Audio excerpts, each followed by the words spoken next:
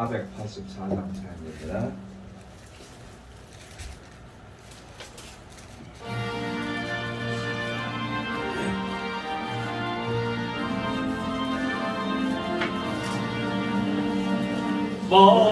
마음속에 근심 있는 사람 주 예수 앞에 아뢰오라. 슬픈 마음 있을 때라도 주 예수께 아뢰라.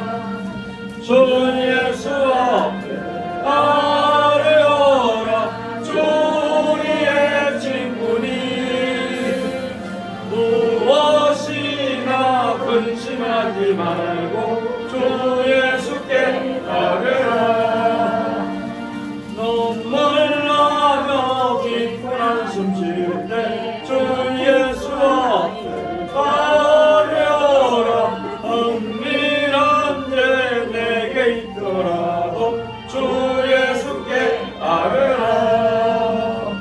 주 예수 앞에 아뢰어라. 주 우리의 친구니 무엇이나 근심하지 말고 주 예수께 아뢰라. 괴로움과 두려움 있을 때에 주 예수 앞에 아뢰어라. 내일 일을 염려하지 말고 주 예수께 아뢰라. 주 예수 앞에 아뢰어라. 주 우리의 친구니 무엇이나 근심하지 말고 주 예수께 아뢰라. 죽음 앞에 겁을 내는 자여 주 예수 앞에 아뢰어라. 하늘 나라 바라보는 자여 주 예수께 아뢰라. 주 예수 앞에 아뢰어라. 주 우리의 친구니 무엇이나 근심하지 말고 주 예수께 아뢰라.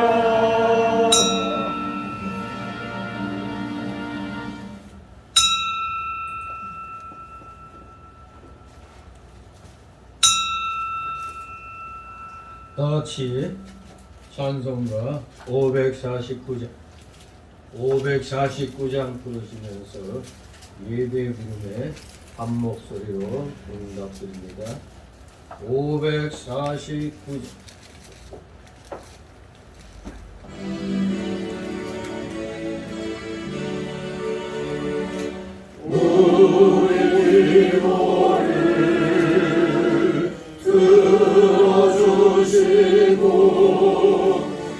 주님의 평화를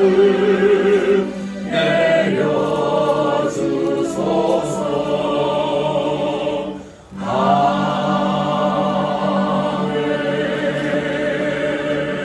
아멘. 다같이 묵도 드립니다.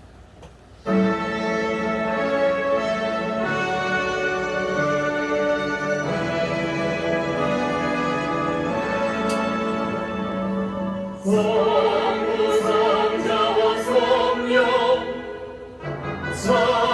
찬송과 영광 돌려 보내세. 대초로 지금까지 오 영원 무릇토록 성삼위께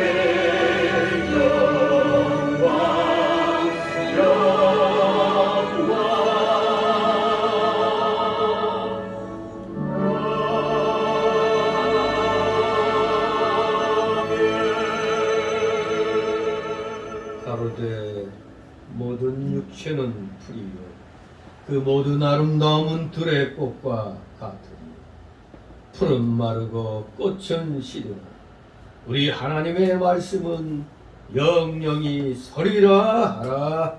아멘. 다 같이 일어나셔서 찬송가 547장 하나님 앞에 드립니다. 547장.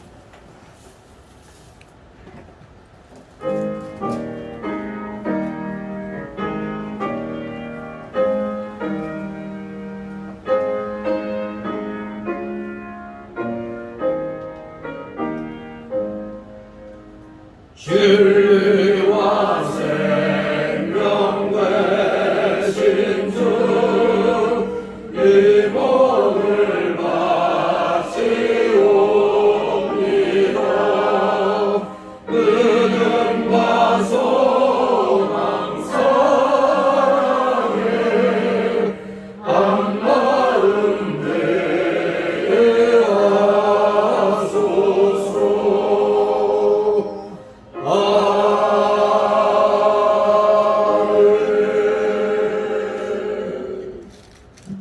다 같이 교독문 34번 교독합니다.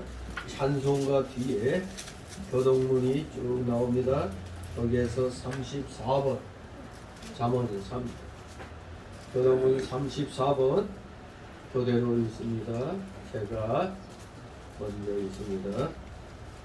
교독문 34번 잠언 3 지혜를 얻은 자와 명철을 얻은 자는 복이 있나니 이는 지혜를 얻은 것이 오늘 얻은 것보다 낫고 그 이익이 정성보다 나음이니라. 지혜는 진주보다 귀하니 너의 사모하는 모든 것으로 이에 비교할 수 없도다. 그 편에는 장수가 있고 그 좌편에는 무기가 있나니 그 길은 즐거운 길이요 그 첩경은 다 평강이니라. 지혜는 그 얻은 자에게 생명나무라. 지혜를 가진 자는 복되도다. 여호와께서는 지혜로 땅을 세우셨으며 명철로 하늘을 굳게 펴셨고 그 지식으로 태양이 갈라지게 하셨으며 공중에서 이슬이 내리게 하셨느니라. 내 아들아 완전한 지혜와 근신을 지키고 이것들로 네 눈앞에서 떠나지 않게 하라.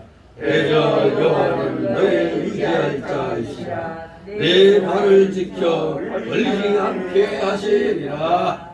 아멘. 다 같이 사도신경으로 우리의 신앙 하나님 앞에 고백드립니다. 전능하사 천지를 만드신 하나님 아버지를 내가 믿사오며 그 아들 우리 주 예수 그리스도를 믿사오니 이는 성령으로 잉태하사 동정녀 마리아에게 나시고 본디오 빌라도에게 고난을 받으사 십자가에 못 박혀 죽으시고 장사한 지 사흘 만에 죽은 자 가운데서 다시 살아나시며 하늘에 오르사 전능하신 하나님 우편에 앉아 계시다가 저리로서 사한 자와 죽은 자를 심판하러 오시리라. 성령을 믿사오며 거룩한 공예와 성도가 서로 격하는 것과 죄를 사하여 주시는 것과 몸이 다시 사는 것과 영원히 사는 것을 믿사옵나이다. 아멘. 다 같이 찬송가 1장 하나님 앞에 올립니다. 찬송가 1장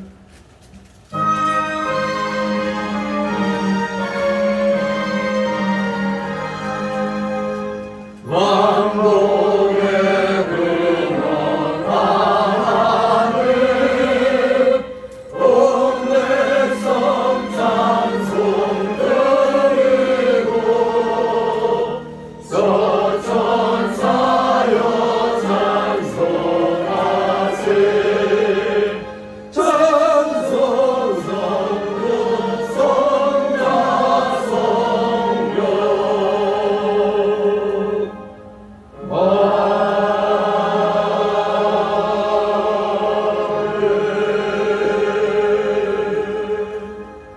그 자리에 서서 하나님 말씀 받습니다. 주일 오전 예배 때 주시는 말씀 신약성경 마태복음 6장입니다. 마태복음 6장 14절로 24절까지의 말씀을 제가 봉독해 올립니다. 마태복음 6장 14절부터 24절까지 제가 봉독합니다.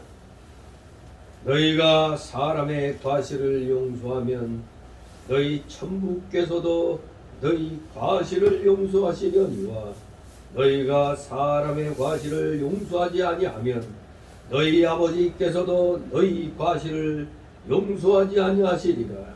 금식할 때 너희는 외식하는 자들과 같이 슬픈 기색을 내지 말라.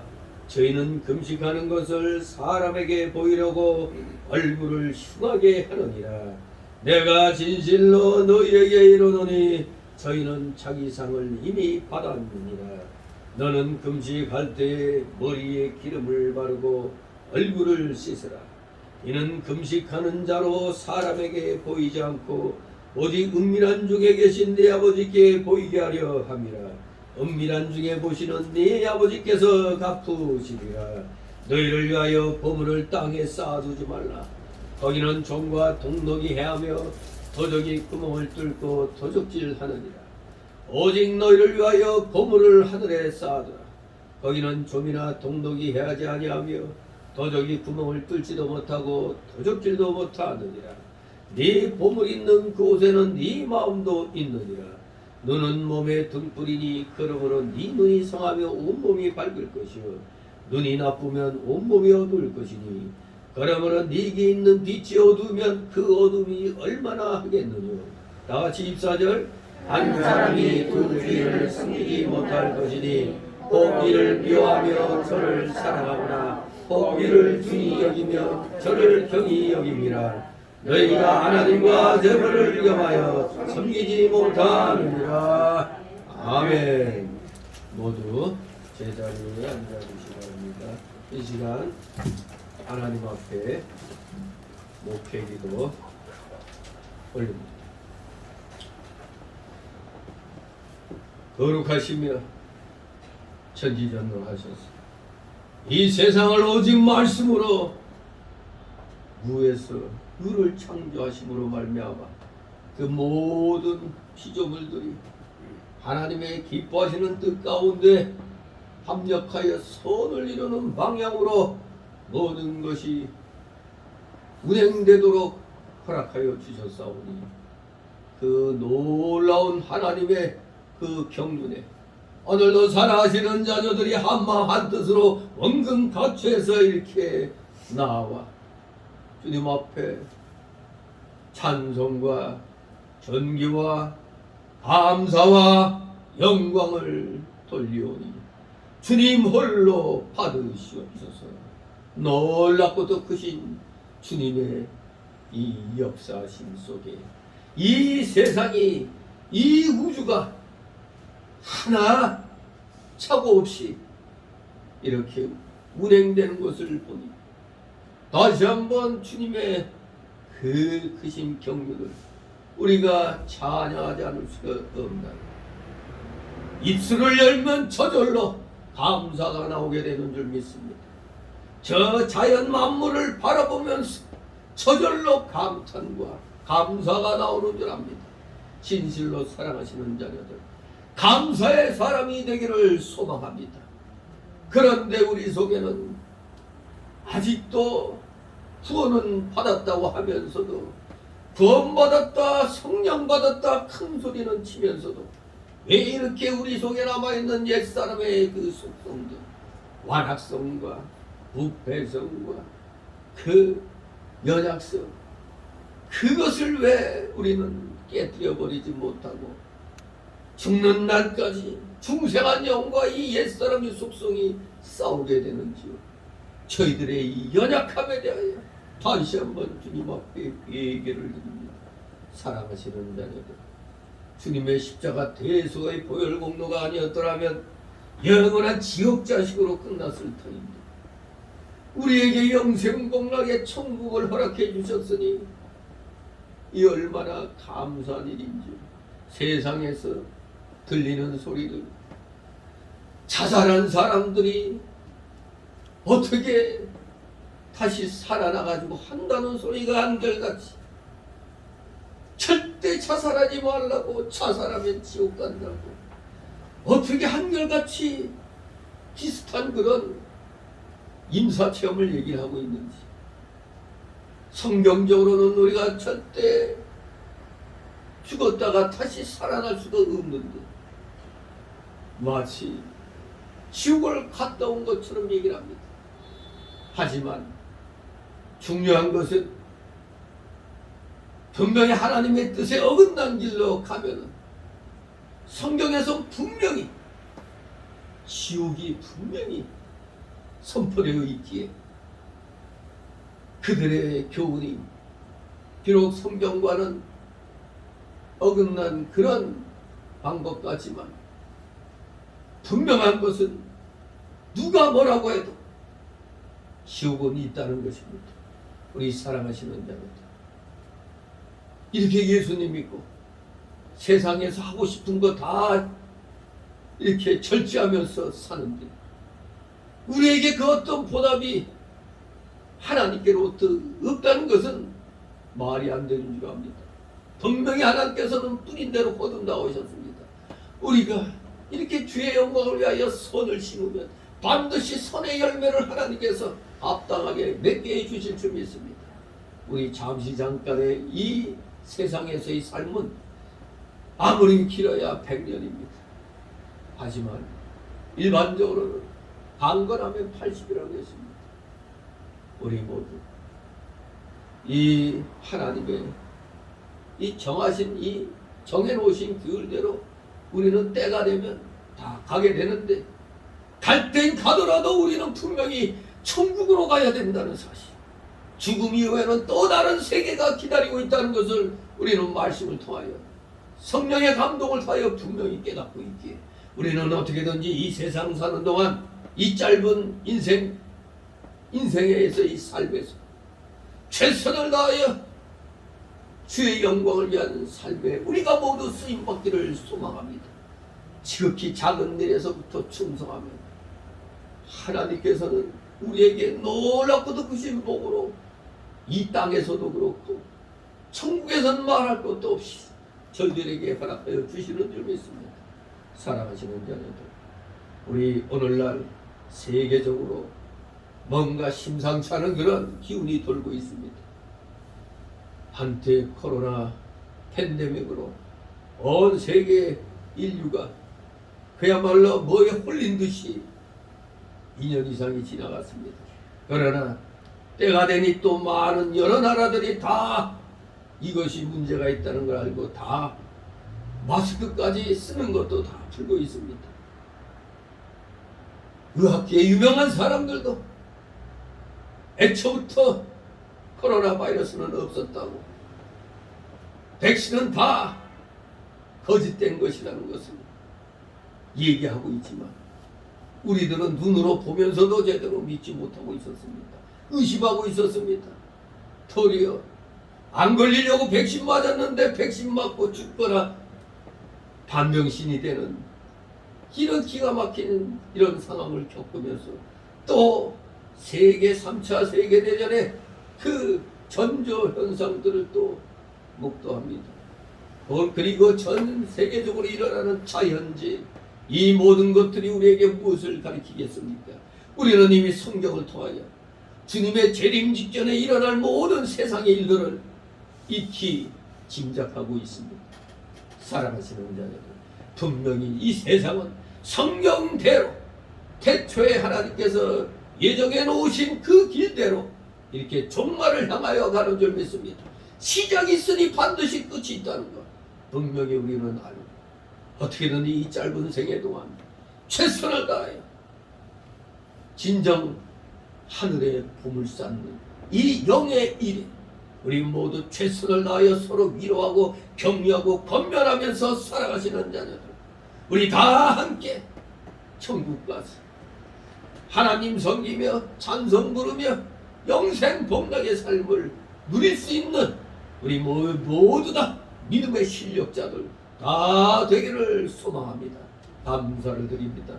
그러한 소망을 가지고 가장 세상 사람들이 싫어하는 이 쉬는 날에 하나님 앞에 이렇게 원근각제에서 예배를 드리러 나왔습니다. 이 예배 드리는 행위가 하나님을 인정하는 가장 기본적인 행위인 줄 알고, 또 하나님께서 가장 귀히 여기시는 행위가 이 예배인 줄 알고, 우리는 예배를 통하여 은혜 받으며 각자의 삶 속에서 받은 은혜대로 선을 쌓기를 최선을 다하는 자들, 하늘의 법을 쌓기를 최선을 다하는 자들 다 되게 하여 주시옵소서. 감사를 드립니다. 오늘도 여러 가지 사인을 안고 나온 것 역시 하늘의 법을 쌓기 위한 그러한 과정에서 다 일어나고 있는 줄 압니다. 우리 모두 그러한 마음으로, 참으로 감사하는 마음으로 이 자리에 나와서니 모든 것 다 주님 앞에 내려놓고 맡기게 하옵소서. 반드시 하나님으로부터 귀한 해결의 열쇠들을 받아서 또 한 주간 믿음의 승리를 행해 나가므로 진정 이 땅에 살면서도 하늘의 법을 쌓는 일에 최선을 다하는 우리 사랑하시는 자녀들, 실천력 있는 믿음의 사람들 다 되게 하여 주시옵소서. 이제 부족한 점을 통하여 귀한 진리를 되얹고자 하오니 주의 성령께서 부족한 자 붙들어 세워주시고 입술을 주장하여 주시고 영을 주장하여 주셔서 귀한 진리를 남김없이 다 성도들에게, 아버지 성도들의 그 마음에 위에 새겨지도록 아버지 온전하게 이 성경의 귀한 진리를 잘 선포하는 사랑하시는 주의 자녀가 되게 하여 주옵소서. 부족한 자 여러 가지로 너무나 하나님 앞에 부족한 것이 많사오니 다 용서하여 주옵시고 우리 성도들을 보시고 온전한 진리를 통한 진정한 하나님 나라 백성으로서 하나님 자녀로서의 삶을 살아가는데 부족함이 없게 하여 주옵소서. 감사드립니다. 모두 다 피곤한 중에 나와싸우니 말씀을 통하여 성령의 감동으로 피곤을 물리치게 하여 주시고 오직 영의 기쁨과 영의 즐거움으로 이 시간 100% 하나님 앞에 드리는 시간 다 되게 하여 주시옵소서. 졸음마귀 각종 잡념의 마귀 다 내쫓아 주시옵소서. 마치는 시간까지 오직 주님께서만이 영광 홀로 받으시옵소서. 예수 그리스도의 이름으로 감사드리며 기도드리옵나이다. 아멘. 다 같이 찬송가 481장 찬송입니다.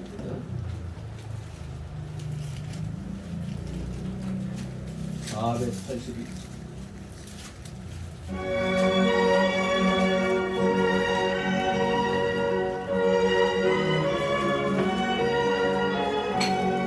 주여 늘 주시기를 마른 땅에 비 내려 풍성하게 함과 같이 은혜 내려 주소서. 내게도 은혜 내려 주소서. 나의 마음 주를 떠나 죄에 빠져갈 때에 은혜로우신 아버지여 날 붙들어 주소서. 내게도 은혜 내려 주소서. 온유하신 자의 주여 내 손 잡아주시고 주의 은혜 갈망하는 나를 불러주소서. 내게도 은혜 내려 주소서. 전능하신 성령이여 나의 길을 밝히소서.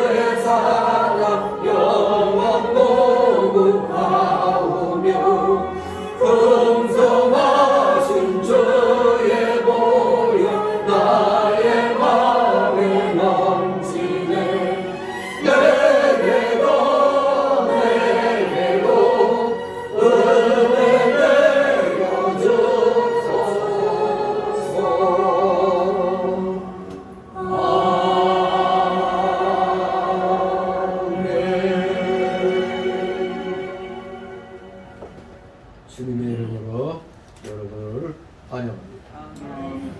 지금 부른 찬송대로 여러분들에게 하나님께서 은혜를 풍성하게 내려주시기를 소망합니다. 자, 오늘 제목이 재밌지 않습니까? 보물찾기. 여러분들이 학창 시절에 주로 어린 시절에 보물 쌓기가 아니라 뭘 소풍 가서 뭘 많이 했어요? 보물 찾기 많이 했어요.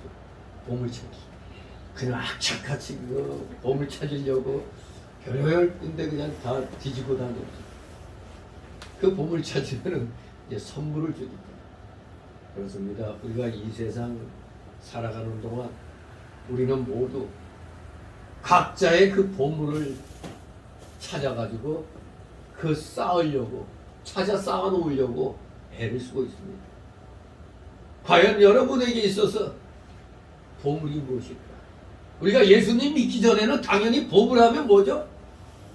돈이죠. 예? 우리 예수님 믿기 전에 당연히 다 물질이 보물입니다. 물질이. 그런데 이 물질은 허망하죠.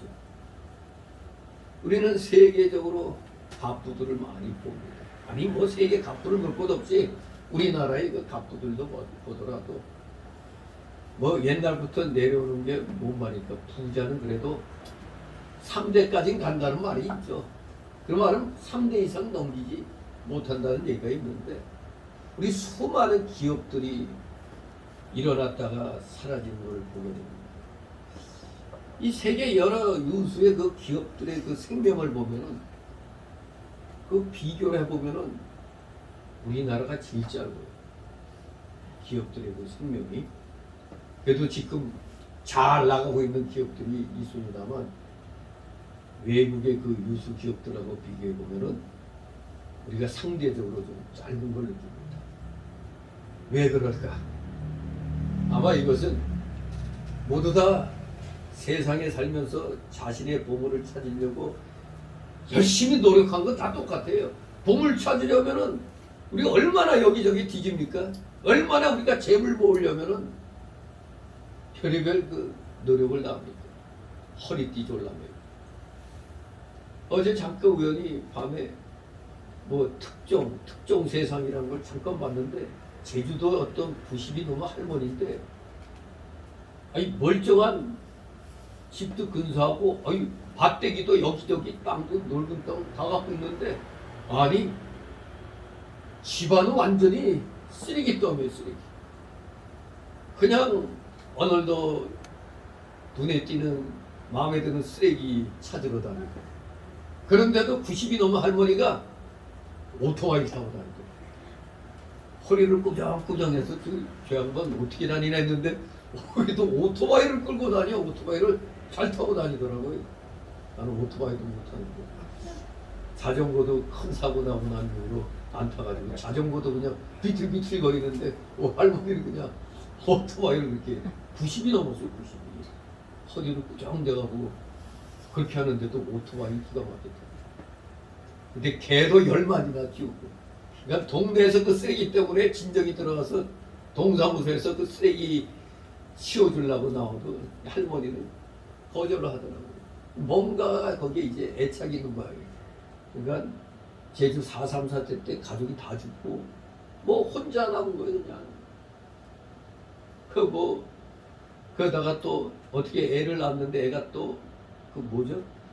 전신마비인가 뭔가 하는 거 뭐야 그런 거 움직이지 못하는 뭐 그런 그 애를 얻고 19년을 키웠다네. 근데 죽었어. 뭐 하여간에 그러면서 그러니까 이 할머니가 어떻게 해서 돈을 모았냐니까 어떻게 밭이 이 밭도 내 거고 저 건너편도 내 거고 하니까 이 PD가 놀래가지고 아니 이게 어떻게 돈을 모았냐. 뭐 물질에서 벌었지 그래. 물질 뭐요? 해녀 노릇하면서 혼자 살면서 오직 그냥 그거. 그리고 그나마 하나 있던 자식 잃어버리고 완전히 그냥 오직 그냥 모으는데 그렇게 10년이 그래서 누가 보면은 집도 2층 집인데 근데 온통 밖에도 쓰레기, 안에도 쓰레기로 쌓여 있어. 그러면서 막 나무한테나 뭐, 그 귤나무, 귤도 그것도 비료도 안 쳐가지고 그냥 뭐 병충해 먹고 그래도 그게 좋은 줄 아나 봐요. 약치지 않은 걸 무공해라고. 그런데 그 PD한테 그 지저분한 집에서 라면을 끓여주는데 아우 그 쓰레기 더미가 쌓인 데서 그 라면 끓여주면서 이거 라면 먹으라고 그러는데 그게 또 PD니까 먹어야 되지. 아무튼 그 할머니를 바라보면서 아니 저렇게 재물을 모았는데 저 재물 뭐에 쓰려는 거야 이게. 어느 날 갑자기 죽으면 그만인데 그건 누가 그 제주도 그쪽에 어느 교회가 있으면 어떻게든지 좀 전도해가지고 천국을 갖다 선물로 받을 수 있도록 해야 되는데 그런 건 안 하는 것 같아. 제주도가 왜 제주도는 세 개가 많다고 그러죠. 바람, 돌, 여자. 근데 뭐 옛날부터 제주도는 섬이니까 그 배 타고 나가서 풍랑 만나 사람들이 남자들이 많이 죽어서 그렇다는 얘기도 있고 또 현대에서는 제주 4.3 사태 때 그냥 남자들이 워낙 많이 죽었기 때문에 그래서 여자가 많다 뭐 이런 얘기를 합니다만 중요한 거는 이 세상 살면서 열심히 살아가서 재물 모은 거 좋다 이겁니다. 부지런히 일하는 거 나쁘다는 게 아닙니다. 성경에서는 분명히 성경에서는 우리는 특별 은총을 받고 살고 있죠. 특별 은총을 받고 살고 있다는 것은 우리가 이 땅에서 열심히 살면서 구원을 받고 천국이 약속되어 있는 삶이거든요. 그러나 세상 사람들은 일반 은총 속에 살고 있어요. 일반 은총에 살고 있어도 그 역시 하나님이 만들어 놓으신 거라 일반 은총이나 특별 은총의 공통점이 뭡니까? 뿌린 대로 거두는 겁니다. 뿌린 대로 거두는 건 우리 예수 믿는 사람이나 안 믿는 사람이나 뿌린 대로 거두는 건 공통 분야입니다. 공통 분모라고 할 수가 있습니다. 뿌린 대로 거두는. 그러니까 열심히 살면 세상 사람들 열심히 살아요. 그러나 그 재물을 실컷 모아놨다가 죽으면 뭐요? 죽으면 지옥 가는 거예요. 근데 우리는 열심히 하나님의 영광을 위해서 예배드리고 헌신하고 그렇게 바치며 비록 궁핍하게 살아도 우리의 다음 생에는 천국이 기다리고 있거든요. 우리 그 아시아의 그 7교회 표상 중에 하나님께 칭찬만 받았던 교회 서문화 교회가 궁핍하지만 풍부하다는 소리 들었잖아요. 궁핍하지. 그래서 우리는 이 세상 살면서 열심히 자기 생활 터전에서 열심히 사는 거 그거 좋은 일입니다. 그게 바로 각자에게 맡겨주신 도움을 찾는데 최선을 다하라는 하나님의 그런 특별 은총과 일반 은총 우리는 다 받고 있어요. 그런데 우리는 감사하게도 보물을 찾았으면 그 보물을 어떻게 쌓는가 그것을 성경을 통해서 잘 알고 있죠. 근데 문제는 알고만 있으면 안 되는 거죠. 알고만 있으면 안 돼. 실천할 줄 알아야 되는 겁니다.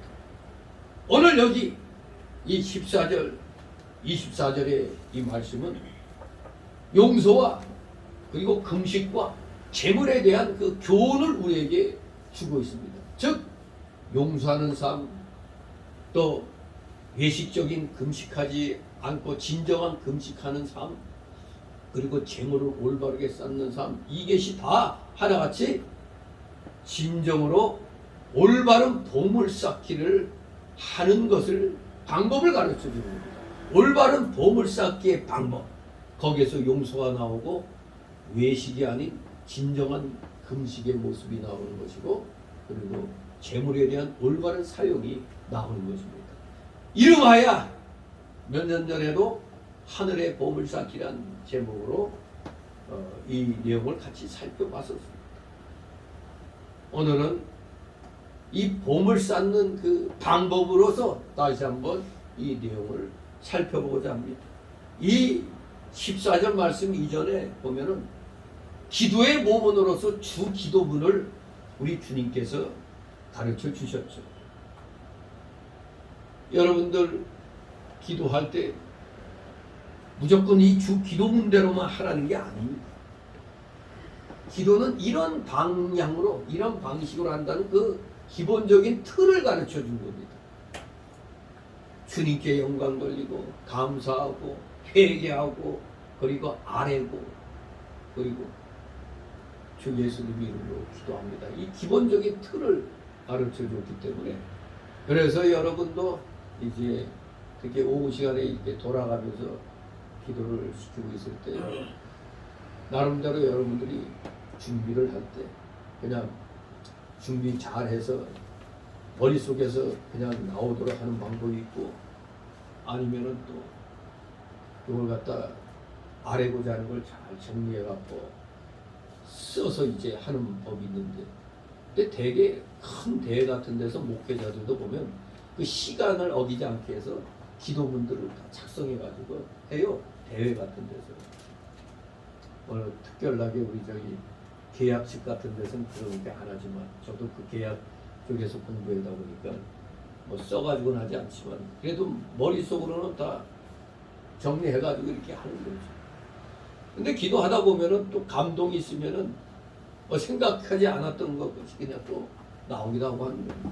그러다 보면 길어지기 때문에 대회 같은 데서는 딱 그걸 정리해가지고 딱 그대로 읽죠. 그렇게 기도로 준비했기 때문에 그냥 읽어도 관계없는 거예요. 아무튼 주 기도문으로 기도는 이런 식으로 하는 거다. 그걸 가르쳐 주시면서 이제는 진정으로 구원받았다면 하나님 앞에 올바른 보험을 쌓는 법을 배우도록 저희들에게 용서와 금식과 제물에 대해서 예수님께서 교훈해주고 있는 겁니다. 그래서 오늘 내용 세 단락으로 나눌 수가 있습니다. 첫 번째 단락으로는 14절 15절 사람의 과실을 용서하라. 두 번째 단락으로 16절 18절 외식자들과 같이 금식하지 말라. 외식자들과 같이 금식하지 말라. 16절 18절 인본주의적인 금식의 과실에 대해서 말씀하고 있죠. 세 번째 소단락으로 19절 24절 보물을 하늘에 쌓아라. 분명히 하늘에 쌓으라고 말씀하십니다. 즉 이 말씀은 19절 24절은 가치 추구의 대상을 바로 정하라는 겁니다. 가치 추구의 대상이 누구냐? 어디에 있느냐 이겁니다.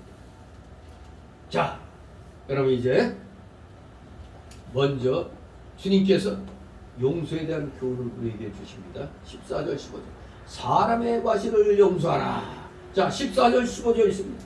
너희가 사람의 과실을 용서하면 너희 천국께서도 너희 과실을 용서하시려니와 너희가 사람의 과실을 용서하지 아니하면 너희 아버지께서도 너희 과실을 용서하지 아니하시리라. 아멘. 주님의 이 말씀은 우리가 우리에게 나에게 잘못을 범한 자들을 반드시 용서하라고 단언하고 계십니다. 반드시 용서하라.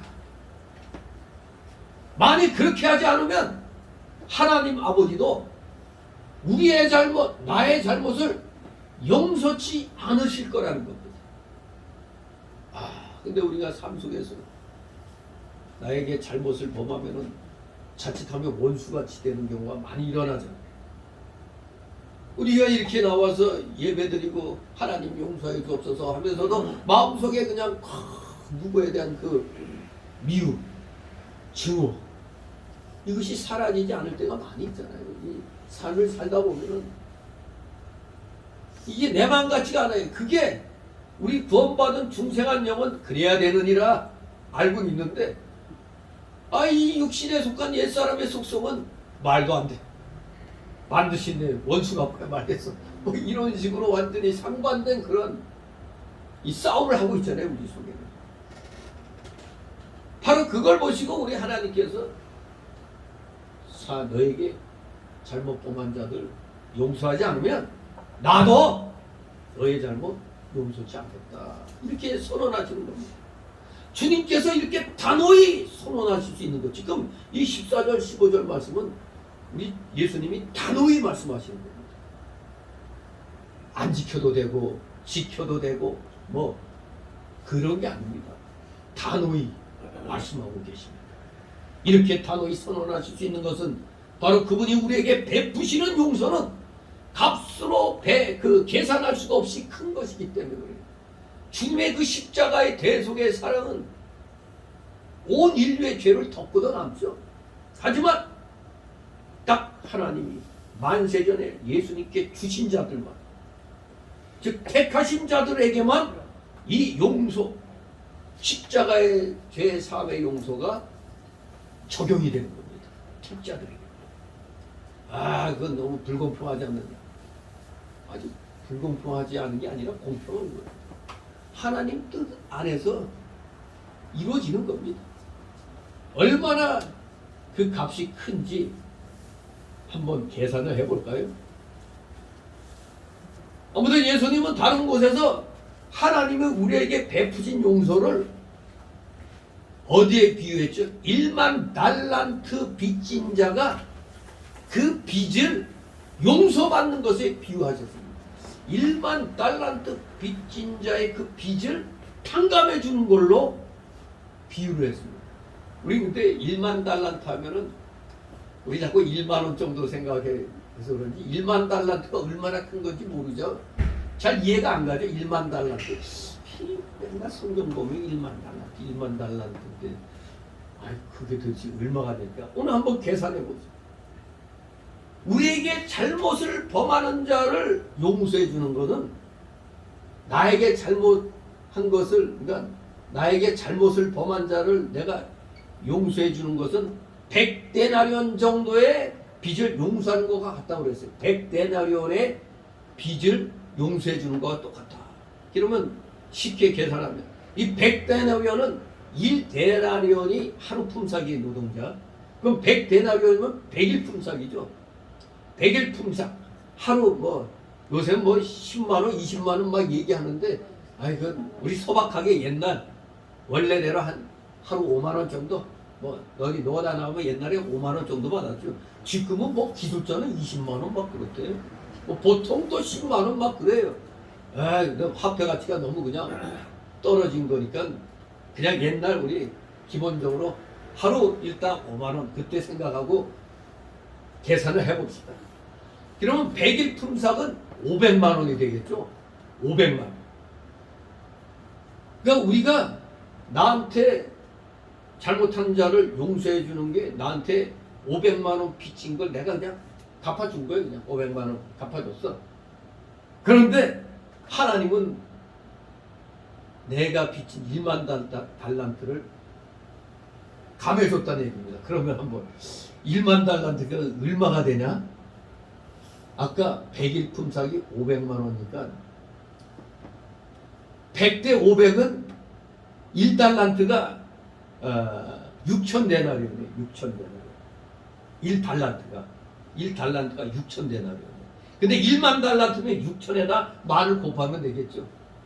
그러면 100대 500은 이게 6,000에다 만 하면 어떻게 된 거예요? 1십 100천 만 10만 100만 아니다. 이게 뭐야? 500만 원이니까 이 6천에다가 만을 더 곱하면 1십 100천 만 10만 100만 1000만 6천만 대 X로 놓으면 돼요. 6천만 데나리온 대 X.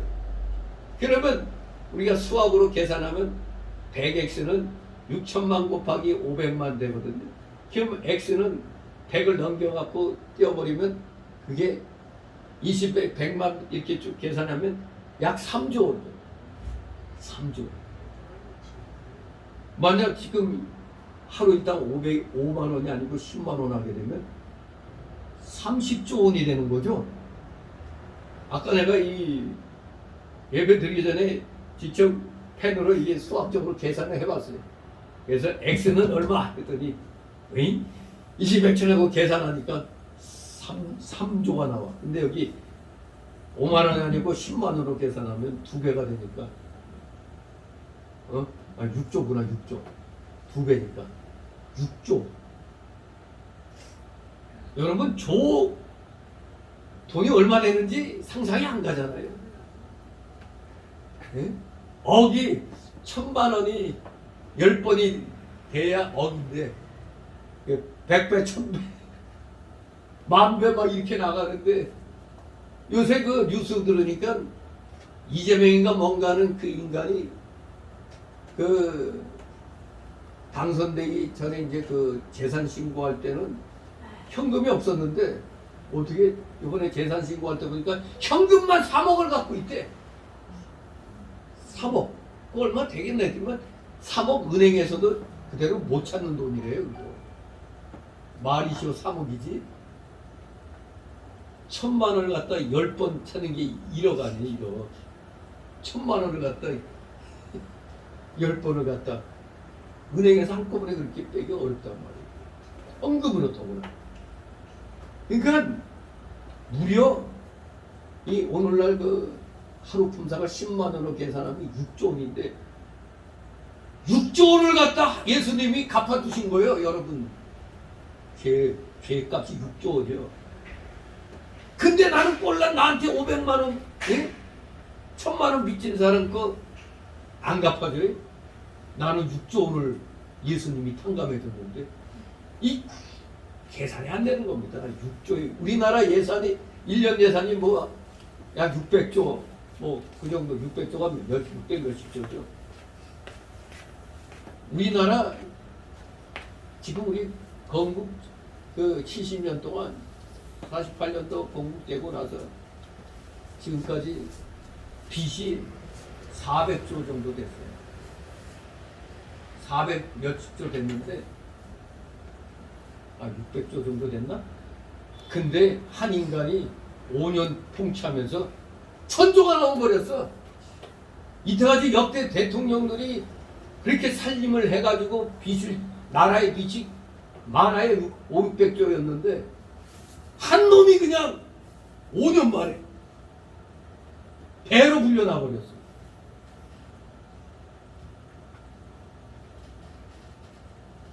조 단위도 몇백 조란 말이에요. 우린 지금 윤 대통령이 뭐 유럽 가가지고 정말 역사 이래 최초의 그런 업적을 이뤘잖아요. 유럽 국가에 우리나라 방위 산업 무기들을 갖다 몇십 조. 그것도 몇십 조에 몇십 조. 근데 나 개인이 6조 줬는데 6조나 줬는데 이걸 갖다 하나님이 갚아줬단 말이에요. 계산이 안 되는 돈입니다. 이거는 우리가 만질 수도 없는 돈이에요. 근데 나한테 꼴랑 1000만 원 빚진 사람 또 그걸 안 갚아줘요. 나는 6조를 상감받는데 정말로 비교가 안 됩니다. 이거 나에게 잘못한 자 용서해 주는 게 기껏해야 500만 원, 1000만 원 되는데 예수님이 나를 위해서 빚을 갚아준 게 6조 원이 된다 이겁니다. 3조에서 6조. 계산 안 되는 겁니다. 비교할 수가 없습니다.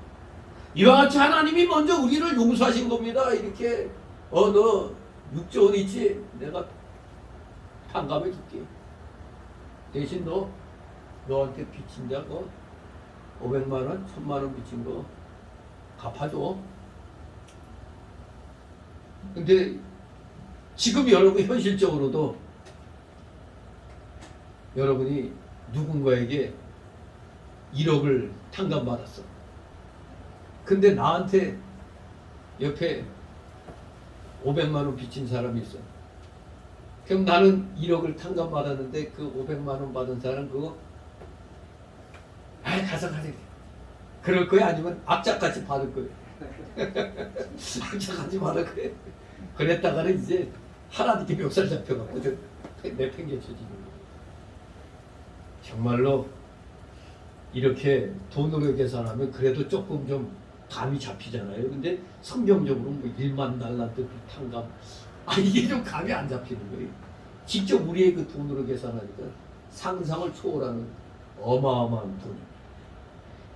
정말로 하나님이 우리를 먼저 용서하신 값이 하루 일단 10만 원으로 계산하면 6조 원을 갖다 탕감해 주시고, 그러므로 다른 이에 대한 우리의 용서, 나의 용서는 이 하나님의 큰 용서, 나의 빚 3조 아니면 6조를 갚아준 이 용서의 근거를 하는 겁니다.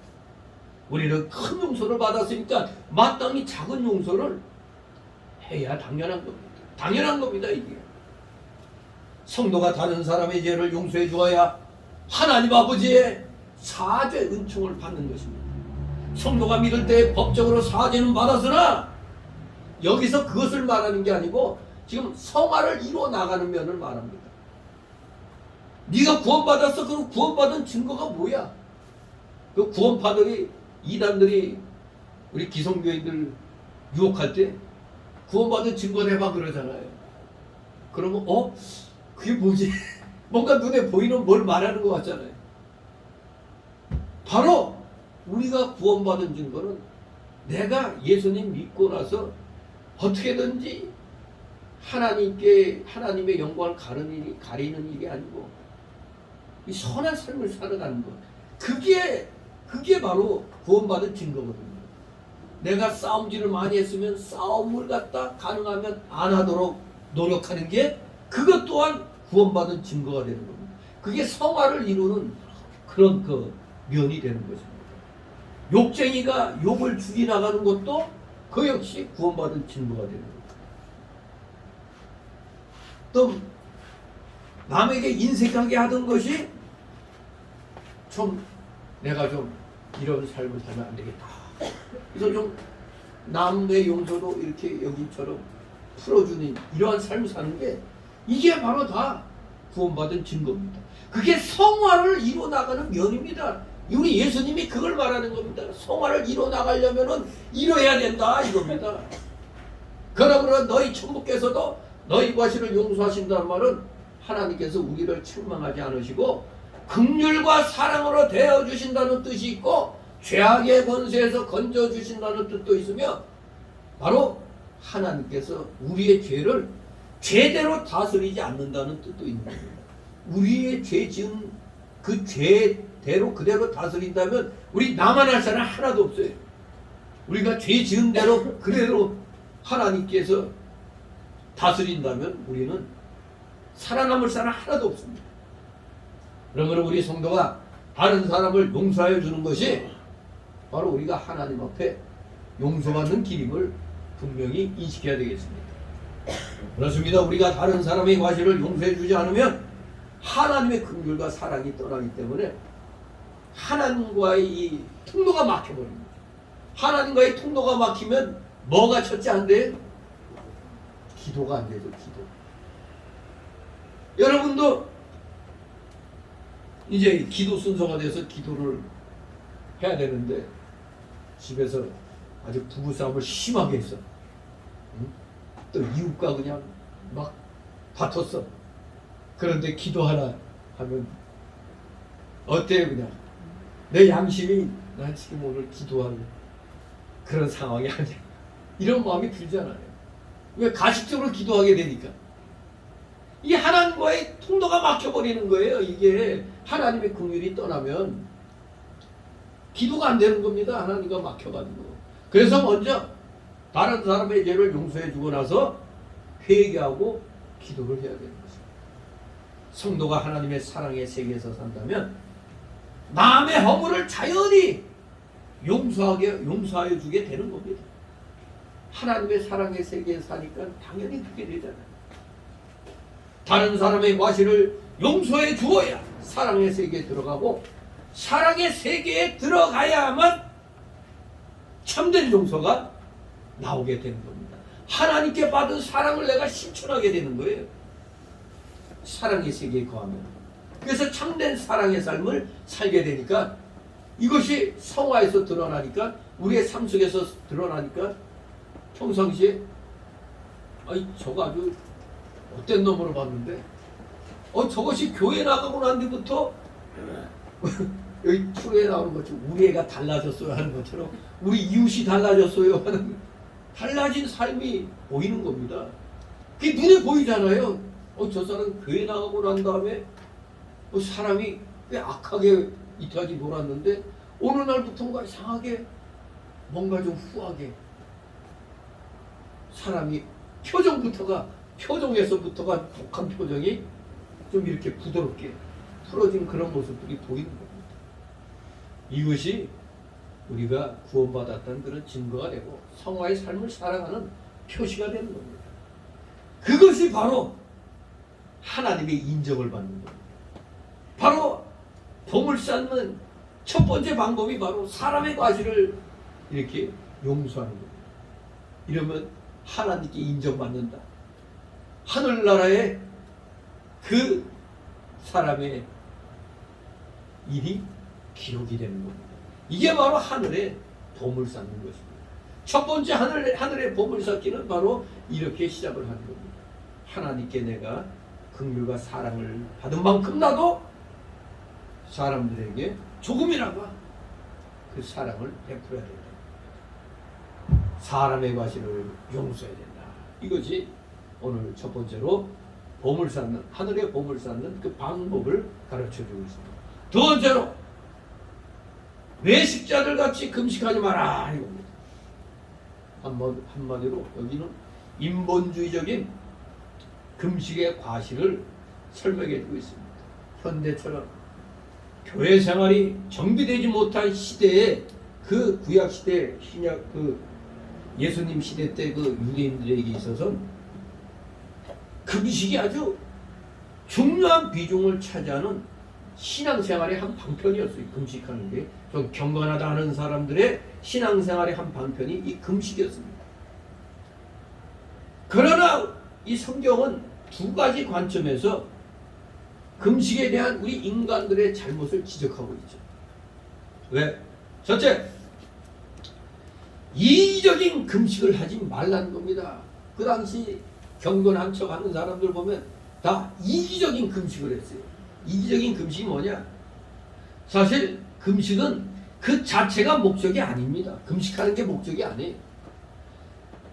하나님과의 관계 재정립의 방법에 불과한 것입니다.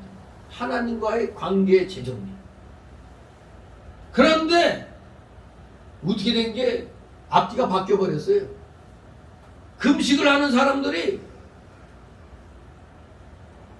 더 우선적인 목적인 하나님과의 관계 재정립인데 그것보다 금식을 갖다 더 중요하게 여기는 겁니다. 금식보다는 더 우선적 목적인 사랑을 실천해야 되는데 그 사랑을 실천하지 않으면서 행하는 금식. 이 이기적인 금식이죠. 사람에게 보이기 위한 겁니다. 나 경건해. 나 이렇게 경건한 삶을 살. 이런 겁니다.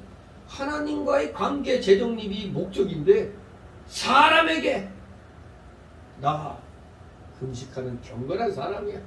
이것을 보이는데 목적을 두는 겁니다. 이 이기적인 목적이죠. 사람들이 나를 인정할 것이다. 이런 겁니다.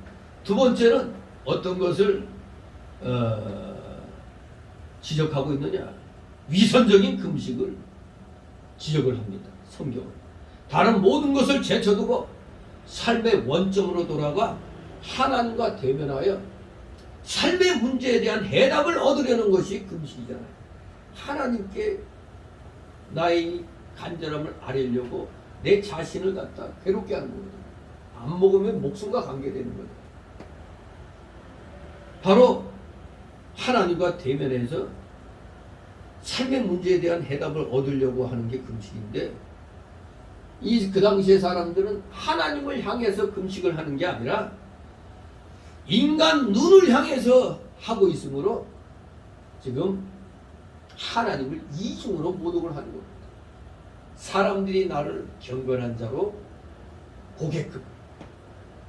그러니까 사람들의 눈이 중요한 거지 하나님이 중요한 게 아니에요. 이렇게 위선적인 금식을 해서는 안 된다는 걸 성경이 지적을 하고 있는 겁니다. 이기적인 금식과 위선적인 금식. 그런데 여기 보면은 이 유대인들, 예수님 시대 때의 그 유대인들도 여전히 이기적인 금식과 위선적인 금식을 다반사로 행하고 있었던 거예요. 금식은 원래 음식을 금하는 거잖아요. 그러니까 특별한 경우 내가 정말로 공부하여 하나님 앞에 정말 하나님 저 이런 상황이라 하나님이 해결해 주시면 안 됩니다. 어떤 특별한 상황 때 이런 금식을 하죠. 또 나라가 위기에 몰렸을 때 우리나라가 망하게 됐습니다. 마귀에게 망하게 됐습니다 하고 그걸 놓고 또 선지자들이 하나님 앞에 음식을 끊고 이렇게 하는 기도. 그러니까 특별한 경우에 하는 것이 금식 기도입니다. 그런데 이러한 금식 기도를 사람에게 보이려고 해서는 안 된다고 조금 전에 이기적인 금식과 위선적인 금식을 성경이 지적을 하고 있다고 말씀드렸습니다. 그렇기 때문에 원래 금식할 때는 금식하는 티를 내면 안 됩니다. 평상시와 같이 자연스러운 모습을 가져야 되는 겁니다. 금식 기도는 오직 하나님을 향하여 은밀하게 이루어져야 된다는 것을 예수님이 우리에게 가르쳐 주는 겁니다. 이 은밀하게 하나님과의 관계를 재정립하는 이것이 또한 하늘의 보물 쌓는 또한 방편이 되는 겁니다. 인간들에게 인기 얻으려고 인정받으려고 하는 것은 그건 땅에다 보물 쌓는 거잖아요. 땅에다 보물 아무리 쌓아봐야 나 죽으면 아무것도 아닌 것입니다. 아무리 재산 많이 모아놨어도 아무것도 아닌 거예요. 초대에 말씀드린 대로 그 제주도의 90넘 할머니 저 재산들 다 저거 어떡하냐. 자식도 없는. 아무튼 하늘나라의 비밀을 그 동네에 예수 믿는 사람을 찾아와서 어떻게든 가르쳐줘야 될 텐데 안타깝더라고요. 아무튼 진실로 우리는 하나님 앞에 바로 해야 돼요. 그것이 진정한 보물 쌓는 겁니다. 16절 있습니다. 금식할 때 너희는 외식하는 자들과 같이 슬픈 기색을 내지 말라. 저희는 금식하는 것을 사람에게 보이려고 얼굴을 흉하게 하느니라. 내가 진실로 너에게 이르노니 저희는 자기 상을 이미 받았느니라. 아멘. 이사야 58장 3절 5절 우리 한번 구약성경 이사야 대선지서 이사야 58장 3절에서 5절 우리 한 목소리로 읽도록 하겠습니다. 이사야 58장 1038쪽 정도 있습니다. 1037, 1038쪽 이사야 58장 3절 5절 같이 있습니다. 시작. 이르기를 우리가 금식하되 주께서 보지 아니하시면 어찌미요 우리가 마음을 괴롭게 하되 주께서 알아주지 아니하시면 어찌미니까 하느니라. 보라 너희가 금식하는 날에 오락을 찾아 얻으며 온갖 일을 시키는도다. 보라 너희가 금식하면서 다투며 싸우며 악한 죽음으로 치는도다. 너희의 오늘 금식하는 것은 너희 목소리로 상달케 하려 하는 것이 아니라 이것이 어찌 나의 기뻐하는 금식이 되겠으며 이것이 어찌 사람이 그 마음을 괴롭게 하는 날이 되겠느냐. 그 머리를 갈대같이 숙이고 굴른 위에 죄를 펴는 것을 어찌 금식이라 하겠으며 여호와께 연락될 날이라 하겠느냐. 아멘. 이 이사야 58장 3절 5절 말씀은 그야말로 위선적이며 외식적인 금식 기도를 하는 자들에게 우리 이사야 선지자가 성령의 감동으로 충만하는 겁니다. 크게 외치라. 아끼지 말라. 내 목소리를 나팔같이 날려 내 백성에게 그 허물을 야곱지게 그 죄를 구하라. 하나님께서 이사야 선지자에게 두려워하지 말고 네 목소리는 나팔같이 그들의 죄를 선포하라고 선언하시는 겁니다. 그러니 이사야가 너희들이 그런 외식적이며 위선적인 금식을 하였느니라. 그렇게 책망을 하는 것입니다. 그러므로 우리가 사람에게 보이기 위해서 금식한다면 지금 읽은 그 말씀대로 그 하나님이 받으시는 게 아닙니다. 외식하는 겁니다. 사람에게 보이려고 하는 거예요. 외식하는 거예요. 금식하면서 머리를 갈대같이 숙이고 붉은 벼옷을 입고 죄를 무릅쓰니까 사람들이 보기에 야, 저 사람 정말로 대단히 경건한 사람이다. 그렇게 볼 거 아니에요. 겉으로 봤을 때. 그런데 하나님은 그 속을 아시니까 그런다고 해서 신앙이 바로 되는 게 아니라 말씀하는 겁니다. 먼저 다른 사람의 죄를 용서해주고, 우리 첫 번째 달라 사람의 가시를 용서하라고 그랬죠. 먼저 다른 사람의 죄를 용서해주고 흉악의 결박을 다 풀어주고 선을 행하는 것. 어려운 자에게, 줄인 자에게 식물을 나눠주는 사랑의 세계에 자신이 살면서 자기 몫을 하나님께 상달되도록 하기 위해서 내 자신을 괴롭게 해서 마음을 어떻게 하면 좀 더 하나님께 기울여고 금식해야 그것이 진정한 금식이라고 인정받는 겁니다. 누구에게? 하나님께. 하나님께 인정받으려고 해야 되는데 사람에 보이려고 그냥 머리 막 풀어헤치고 그냥 막 제 뒤집어 쓰고 아, 나 금식 며칠째. 이건 위선이고 이기적이며 외식적인 금식인 것입니다. 분명히 알아야 됩니다. 우리 기독교에서 말하는 금식은 하나님과의 관계를 바로 맺기 위한 것이며 절대 이건 무슨 종교적인 의식이 아니라는 사실. 종교적인 의식이 아닙니다. 하나님과의 관계를 바로 세우기 위해서 행하는 것이죠. 그러므로 우리가 사람 앞에 보여 사람에게 인정을 받으려고 만약 금식을 한다면 그는 그야말로 하나님께 가증한 것이 되고 도리어 하나님으로부터 외식자라는 책망을 받게 되는 것입니다. 이런 짓 하면 안 됩니다. 우리는 절대 위선적으로 외식적으로 경건한 행위를 하려고 하면 안 되는 것입니다. 만약에 그렇게 한다면 하나님을 이중으로 모독을 하게 됩니다.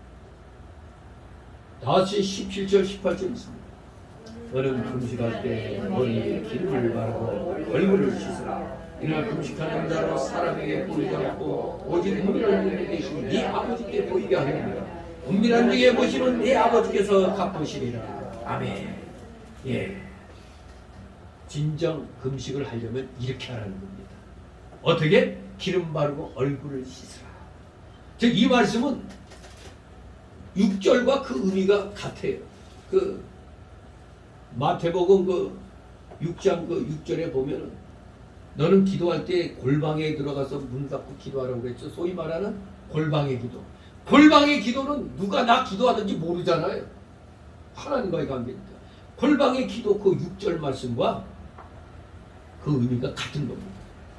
그 기도와 금식과 같은 행위는 오직 하나님을 향한 신앙의 행위이지 사람들 앞에 자신의 행위를 자신의 그 경건함을 나타내보기 위한 수단이 아닙니다. 예수님은 그 당시 허식에 찬 경건주의자들의 그릇된 금식 행위를 염두에 두시고 참된 경건은 하나님을 향한 사심없는 겸손함에서 비롯되는 것임을 이 말씀을 통해서 우리에게 가르쳐주고 있는 겁니다. 그렇기 때문에 우리도 금식할 때 티내려고 하면 안 됩니다. 그냥 뭐 매가리 없이 이렇게 해줘야 좀 어깨 힘주고 옛날에는 뽀마드 발랐죠. 뽀마드. 나는 뽀마드 바르면 더 없는 것 같더라고요. 아니면 몇 가락 있는 거 이렇게 뽀마드 바르면 딱 이렇게 쓰나 만화책이 주는 것 같지. 아무튼 금식하는 것을 나타내지 않으려고 우리는 머리에 기름 바르고 얼굴을 씻어야 돼. 즉 깨끗한 자세. 누가 보더라도 그냥 저 사람은 일반 생활하는 것처럼 보이라는 겁니다. 하나님께 바로 하려고 할 때 만약 사람들이 그것을 가지고 칭찬한다면 도리어 일이 방해가 됩니다. 사실 여러분들을 칭찬해주면 기분 좋죠. 기분 나쁜 사람 없어요. 근데 기분 좋아지다 보면 자칫하면 교만해지는 겁니다. 교만해지는 겁니다. 이걸 조심해야 돼요. 진정한 금식, 진정한 신앙생활은 18절에 보면 사람에게 보이기 위해서 하지 말고 오직 하나님을 위해서 하나님 앞에서 해야 된다 이겁니다. 우리가 하나님 앞에 나갈 때는 깨끗하게, 우리 교회 오늘 주일 예배 드리러 갈 때 세수 안 하고 나온 분이 있어요? 없겠죠? 아무튼 하나님을 위해서 하나님 앞에서 해야 돼요. 그래서 옷도 좀 깨끗한 옷 입고, 정장은 있으면 정장 입고, 그렇게 하나님 앞에 해야 되는 거예요. 근데 여러분들은 정장 입은 거 나중에 대통령실에서 부를 때 입고 가려고 간직하고 놔둔 거 아니에요? 모두 좋은 옷을 그냥 어디다 그냥 거의 모셔놓고 안 입고 나와. 그냥 교회 예배 드릴 때는 입고 나와야 되는 이게. 여러분 저기 저 강남에 저 대형 교회, 부자 교회 같은 데 가봐요. 벌써 삐까번쩍하죠. 삐까번쩍해. 근데 저 후찌그러한 그런 동네에 오면은 다 사람들이 다 그저 그러니까 또 그냥 거기에 맞춰서 또 그냥 그렇게 살게 되는 겁니다. 하지만 교회는 빈부귀천이 없잖아요. 다 자기에게 있어서 최선을 다해서 꾸미고 나와야 되는 겁니다. 그렇다고 뭐 이것저것 그냥 남자들이 금목걸이 하고 오면은 그 양아치로 보지. 그 조폭영화 보면 양아치들이 주로 금목걸이에 뭐 이러고 막 차고 나오잖아요. 여자들보다 더해. 아무튼 우리는 경건함으로 우리의 이 차림새를 깨끗하게 해야 되는 거죠. 경건함. 그래서 우리가 여러분들이 금식하는 그런 일이 생길 때 은밀한 중에 계시는 하나님께 바로 모이고 하나님께만 그 목소리를 상달케 해서 하나님의 은혜를 받기 위해서 해야 되는 겁니다. 하나님의 은혜를 받기 위해서. 제가 고민된다고 해가지고 여기 나와서 설교하면서 그냥 시쭈구리 해가지고 맥없이 막 이렇게 얘기하면 그 여러분에게 무슨 도움 되겠어요? 이 자리에 서면은 목사가 집사람하고 부부싸움하고 이 자리에 섰어도 이 자리에서는 전혀 그런 티 내면 안 되는 거예요. 그냥 하나님 말씀 그냥 받고 얘기해야 되는 겁니다. 왜? 지금 내 말을 전하는 게 아니니까 그런 거예요. 여기 자리는 나를 죽이는 자리, 나를 죽이고 오직 하나님 말씀만 선포하는 자리인데 내가 오늘 어제 기분 되게 나빠가지고 이 컨디션 안 좋아서 이런 상태로 하면 안 돼. 또 아파가지고 비밀 싸다가도 여기 쓰면은 아픈 척 하지 않고 하는 거예요. 그럴 때 많이 있었어요. 그냥 몸이 이거 갖고 오늘 쓸 수 있겠나 했는데도 막상 쓰면은 또 하나님이 감동 주시니까 그냥 힘이 나서 오늘은 조금만 해야지 했는데 조금 그냥 그래 더 그렇게 하게 되는 그런 일이 많죠. 아무튼 우리 하나님의 은혜를 받기 위해서 모든 일을 해야 됩니다. 진정 하나님 앞에 외식하는 위선적인 그러한 모습을 보이면 아니 되겠습니다. 그러므로 우리는 금식 기도할 때 사람 앞에 알리지 않도록 하고 은밀하게 해야 되는 겁니다. 어느 목사는 나 금식 며칠째야. 금식하더라도 어디 나와서 같이 운동합시다 하면 힘없어 죽겠는데도 아닌 척하고 나와야 되는 거예요. 나 지금 금식 중이라 안 돼. 누가 지보고 금식하라고 그랬어? 우리 사람 앞에 알리지 말고 오직 은밀한 중에 하나님께 해야 되는 것입니다. 그래야 하나님이 됐다 충성된 종이야 이렇게 하나님이 인정해 주시니까 또 이것이 하늘의 봄을 쌓는 두 번째 또 방법이 되는 것입니다. 그럼 세 번째 19절 24절 같이 추구의 대상을 바로 정하라 이겁니다. 가치 추구의 대상을 바로 정하자. 도문을 땅에 쌓아두는 것은 이 좀 수전노들은 좀 회개해야 되죠. 보물을 땅에 쌓아두는 거, 그냥 나 은행 통장에 돈 많아, 괜히 자랑만 하는 거. 전에 그 부산 저축은행 사건 알죠? 그 주로 나이 든 양반들이 몇천만 원씩, 거기에 이자가 좀 비싸다, 좀 크게 주니까 거기다 다 그냥 막 갖다 놓더니 나가니까 어떻게 돼요? 그 주범이 누구예요? 문재양이에요. 그때 청와대 비서실장 했을 때 문재양이가 그거 일 벌린 거예요. 그거 부산 저축은행. 정말로 당장 때를 잡아도 시원찮은 인간이 양산에서 경원들 몇십 명 꺼내고 그냥 아주 그냥 죽여줘요. 그냥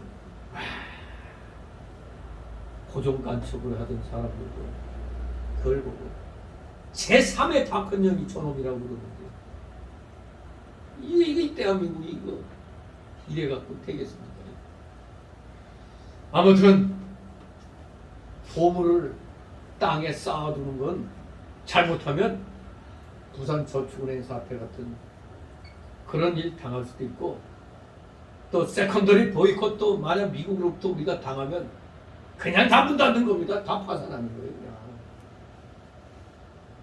그래서 그런가 어느 날부터 개인 금고가 바닥이 났다네. 왜? 금고 살려고 그랬더니 금고가 없어. 다 팔려가지고. 그러니까 뭔가 아는 사람들은 자기 집에다 개인 금고 만들어갖고 거기다 놓는다는 거예요. 근데 도둑들이 또 살판 날 수도 있어. 또 잘못하면 또. 아무튼 보물을 땅에 쌓아두는 건 돈과 재물을 써야 할 때 쓰지 않는 거, 그걸 말하는 겁니다. 써야 할 때 쓰지 않고 저축만 해두는 거, 그저 저축이 미덕이다 하던 때도 있었죠. 그럼 우리가 한창 경제개발할 때 자꾸 이게 돌아야 되는 거거든요. 돌아야 되는데 그냥 자꾸 한쪽에 돼 있으면 이게 안 돌잖아요. 그래서 부자들은 주머니를 털어야 돼요. 지갑을 열어야 돼요. 부자들은. 그래야 돌지. 그냥 저축만 해두면 경제가 안 돌아가요. 이 세상의 경제 활동은 순환이거든요. 순환. 이게 순환이 잘 돼야 아주 매끄러운 그런 시장 경제가 이루어지는 겁니다. 여러분 그 요새 화물연대 그 민노총에 속해가지고 막 데모해가지고 아주 그냥 회사들 괴롭게 하고 있는 거 봤죠? 화물연대. 그거 다 사기꾼들입니다. 여러분 화물연대는 근로자 아니에요. 화물연대 그 자들은 사장이에요. 사장. 자기 차 가지고 영업하는 사장이에요. 개인 사업자예요. 개인 사업자. 근데 무슨 놈이 근로자인 양 그 짓을 하고 있어요. 그러면서 정부 보고 임금 올려달라고 그 운송료 뭐든지 시장 상황에 맞춰서 이게 결정되는 거예요. 시장 상황에 맞는 그게 자유 시장 경제 원리예요. 근데 정부 보고 물려달라, 운송료 올려달라. 아니 시장 상인들이 이제 뭐 사업하는 사람들이 이 정도가 딱 합당하다 하면 그걸 결정되는 거예요. 근데 그걸 정권 보고 올려달라고 하니까 그게 공산주의지. 정부에서 그러면 시장 상황도 안 보고 몇 프로 올려주셔. 그러면 그 개인 사업하거나 이 기업들은 뭐요? 그러면? 다 이게 한 덩어리 안에서 서로 상호 관계를 맺으면서 이루어지는 거지. 무정 얼마 올려줘? 이건 공산주의입니다. 공산주의. 저 화물연대 저 사람들 아주 악한 짓을 하는 겁니다. 아니, 기가 막히죠. 근데 우리 국민들은 왜 그냥 뭐 근로자들 그걸로 알고 있잖아요. 개인 사업자예요, 개인 사업자.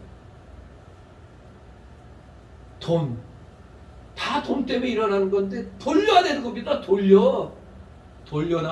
뭘? 제자리로 돌려놔. 쓰라고 주님이 주신 겁니다. 필요할 땐 쓰지 않고 쌓아둔 재물은 도적만 나게 되어 있습니다. 보물을 하늘에 쌓아두는 것은 돈과 재물을 하나님을 위해서 쓰는 걸 말합니다. 우리가 돈을 써야 할 일이 뭐겠습니까? 구제와 전도 아닙니까? 전도와 구제. 하늘은 돈을 위해 가장 안전한 장소입니다. 저장소입니다. 가장 안전한 근거입니다. 하늘에 쌓은 돈. 즉 주님의 일을 위하여 쓴 재물은 주님께서 보상해 주시는 것. 재물을 많이 쓴 곳에 마음에 가는 것이 우리 사람의 성정이잖아요. 내가 그만큼 노력을 기울인 것에, 내가 얼마나 열심히 피땀 흘려갖고 충성한 곳에 마음이 가게 되는 겁니다. 교회를 위해서도 10의 1조와 감사의 물, 헌신, 충성, 이 모든 것들, 거기에 내가 몸을 바치든 마음을 바치든 시간을 바치든 재물을 바치든 내가 바친 것에 마음이 가게 되어 있습니다. 사는 하나님의 일을 위해서 돈과 재물과 헌신을 많이 한 자는 그 마음은 항상 천국에 가 있는 것입니다. 오늘 뭐를 해야 하나님께서 기뻐하실까? 다 같이 19절 20절 있습니다. 너를 위하여 보물을 땅에 쌓아두지 말라. 거기는 종과 공덕이 하마 도적이 구멍을 뚫고 도둑질하느니라. 오직 너희를 위하여 보물을 하늘에 쌓아두라. 거기는 종이나 공덕이 해하지 못하며 도적이 구멍을 뚫지도 못하고 도적질도 못하느니라. 예수님이 보장하고 계세요. 어디에다 쌓아두라고? 하늘 근거에다 쌓아두라고. 현실적으로 우리에게서 보물이 뭘까요? 여러분에게서 가장 중요한 보물은 뭡니까? 목숨이잖아요. 목숨. 나 죽으면 아무것도 남는 게 없잖아요. 가장 여러분에게 있어서 현실적으로 가장 귀한 보물은 내 목숨이에요. 목숨. 그러니 이 목숨을 담고 있는 이 몸, 마음, 나의 정력, 시간, 그리고 사람 관계 많이 갖는 것, 그리고 또 물질, 재산, 그리고 내가 차린 이 기업들, 그리고 내가 만들어 놓은 이 좋은 환경, 분위기, 나의 세력화해 놓은 이 모든 것들, 그거 다 우리가 하나님이 일반 은총 안에서 우리에게 주신 보물입니다. 이것들을 내 욕심대로 세상적인 목적을 위해서만 사용한다면 그는 보물을 어디에 쌓아두는 거예요? 땅에 쌓아두는 겁니다. 하늘의 것, 신령한 일, 하나님의 뜻을 위하여 사용하면 보물은 어디에 쌓는 것? 하늘나라에 쌓는 것이 되는 겁니다. 우리가 잘 아는 믿음의 조상 아브라함은 하나님 말씀을 따라가기 위해서 자기 조상이 자라온 그 터를 떠났잖아요. 봄터를 떠나고, 만약 여러분들이 여기서 가게를 하나 차렸는데 아주 잘 돼. 한 20년 해왔어 그냥. 이제 온 이 지역 사람들이 우리 가게를 잘 알아요. 그런데 갑자기 하나님이 접고 딴 데가, 그럼 과연 떠날 사람이 있겠어요? 내가 이거 다 그냥 만들어 놨는데 이걸 버리고 떠나라는 거예요. 그런데 아브라함은 말씀을 따라가기 위해서 본토와 친척과 아비집을 떠난 것입니다. 또 우리 예수님의 그 신약 때 우리 예수님의 제자들도 배와, 그 뱃사람 아니에요? 뱃사람, 어부 아니에요? 어부의 생명이 그 배인데, 배하고 자기 아버지 그물을 버려두고 예수님을 즉시 쫓아갔어요. 이런 것이 다 보물을 하늘에 쌓은 것이 되는 겁니다. 또 요셉은 자기의 지위, 애굽 백성, 형제, 부친 등을 하나님의 구원운동을 인하여 이용했기 때문에 그 보물들이 하늘에 쌓인 것이 됩니다. 또 유명한 다니엘과 그 다니엘의 세 친구, 메드락 사사 아벤느고 그 세 친구들 다 자기 몸을 주의 영광을 위해서 죽일 테면 죽여라 하고 그냥 바벨론 왕에게 목숨까지 그냥 던졌잖아요. 그러니까 우리 하나님이 건져주셨죠. 또 사도행전에 나오는 스데반 집사는 자기 목숨을 주님과 그 말씀에게 이용을 했으니 그 자체가 벌써 하늘에 보물을 쌓은 것이 되는 겁니다. 또 예수님 탄생할 때 동방박사 얼마나 먼 곳에 있는 사람들입니까? 동방박사는 자기 몸과 시간, 기력, 강금, 유황, 몰약을 주를 위해 사용했으니 그 보물들 역시 하늘에 쌓은 것이 됩니다. 하늘에 이렇게 보물을 쌓아놓으면 절대로 좀이나 동로해하지 못하고 도적질도 못하는 것입니다. 그러나 땅에 쌓아둔 것은 뭐 일시적으로는 안전할 수 있지만 마침내 좀과 동록이 하며 도적이 구멍을 뚫고 도적질하여 가는 것입니다. 이제 상황이 안 좋아지고 하면 이제 사람들이 은행에다 돈 안 맡기거든요. 다 집에다 놔둬요. 그러면 이제 생활이 어려워지면 도둑이 생길까요, 안 생길까요? 우리나라 잘 나갈 땐 제가 옛날에 그 집사람하고 내가 직장 간다고 과일 가게 할 때도 그냥 밖에 이렇게 쭉 내놔놓고 잠자고 있어도 갖고 가는 사람 없어. 그만큼 사회가 좋은 거예요, 이게. 근데 좀 뭔가 좀 나빠지니까 한두 개씩 슬쩍 해가는 사람들이 생겨나요. 그래 지금도 자칫하면 도적들이 또 기승을 부릴 수 있는 그런 때가 되는 것입니다. 정말 내 집에 현금 갖다 놨다고 안심할 것도 못 되는 겁니다. 이렇게 보물을 땅에 쌓아두면 보물이 없어지는 날 자기도 망하는 겁니다. 보물을 땅에다 쌓아두는 사람은 신령한 세계를 떠났기 때문에 심령이 어두워지고 모든 사건을 바로 판단하지 못합니다. 그러므로 보물을 땅에 쌓아두는 것처럼 어리석은 일은 없습니다. 모든 것을 하나님을 위해 쓸 곳에 쓰지 않으면 다 보물을 땅에 쌓아두는 것이 됩니다. 보물을 하늘에 쌓아두려면 어떻게 해야 됩니까? 하늘나라를 먼저 찾아야 됩니다. 영적 세계를 잃어버리면 하늘나라의 보물을 쌓을 수가 없습니다. 신령한 영적 세계를 찾은 다음에 그 세계에서 하나님의 인도와 주장을 받고 그의 뜻을 따라 이용당하는 생활을 해야 됩니다. 여러분들은 성령의 감동에 의해서 하나님께 이용당하는 자가 되어야 돼요. 하나님께 쓰임받는 겁니다. 그것이 주님을 위하여 물질을 바치고 주님을 위하여 시간 바치고 몸을 바치고 하나님의 일을 한다고 할지라도 만약에 하나님의 인도하는 바가 없이 그걸 내 생각대로 이렇게 하면 하나님이 기뻐하실 거야. 내 생각대로 그게 성경에 맞느냐 안 맞느냐를 따지지 않고 내 생각대로 하면은 안 되는 겁니다. 아무리 좋은 일이라도 이 성경 말씀 하나님 뜻에 맞아야 돼요. 즉 하나님의 신령한 세계를 찾지 못하고 내 생각대로 한 것은 가치가 없는 겁니다. 하나님의 뜻을 찾아 그 뜻대로 순종한 것이 아니면 아무리 하나님을 위한다고 하더라도 하늘나라의 보물이 되지 못하는 겁니다. 영의 세계를 찾아 하나님이 시켜서 한 것이 아니면 아무리 교회를 위하여 일을 했다고 해도 보물을 하늘에 쌓은 것이 아닙니다. 이처럼 보물을 하늘에 쌓지 못하면 땅에 쌓게 되는데 땅에다 보물을 쌓아두면 반드시 썩고 젖먹고 도적 맞고 또 불타서 없어질 날이 오고야 마는 것입니다. 21절 23절 네 보물이 있는 그곳에는 네 마음도 있느니라. 눈은 몸의 등불이니 그러므로 네 눈이 성하며 온몸이 밝을 것이요 눈이 나쁘며 온몸이 어두울 것이니 그러므로 내게 있는 빛이 어두우면 그 어두움이 얼마나 하겠느냐. 아멘.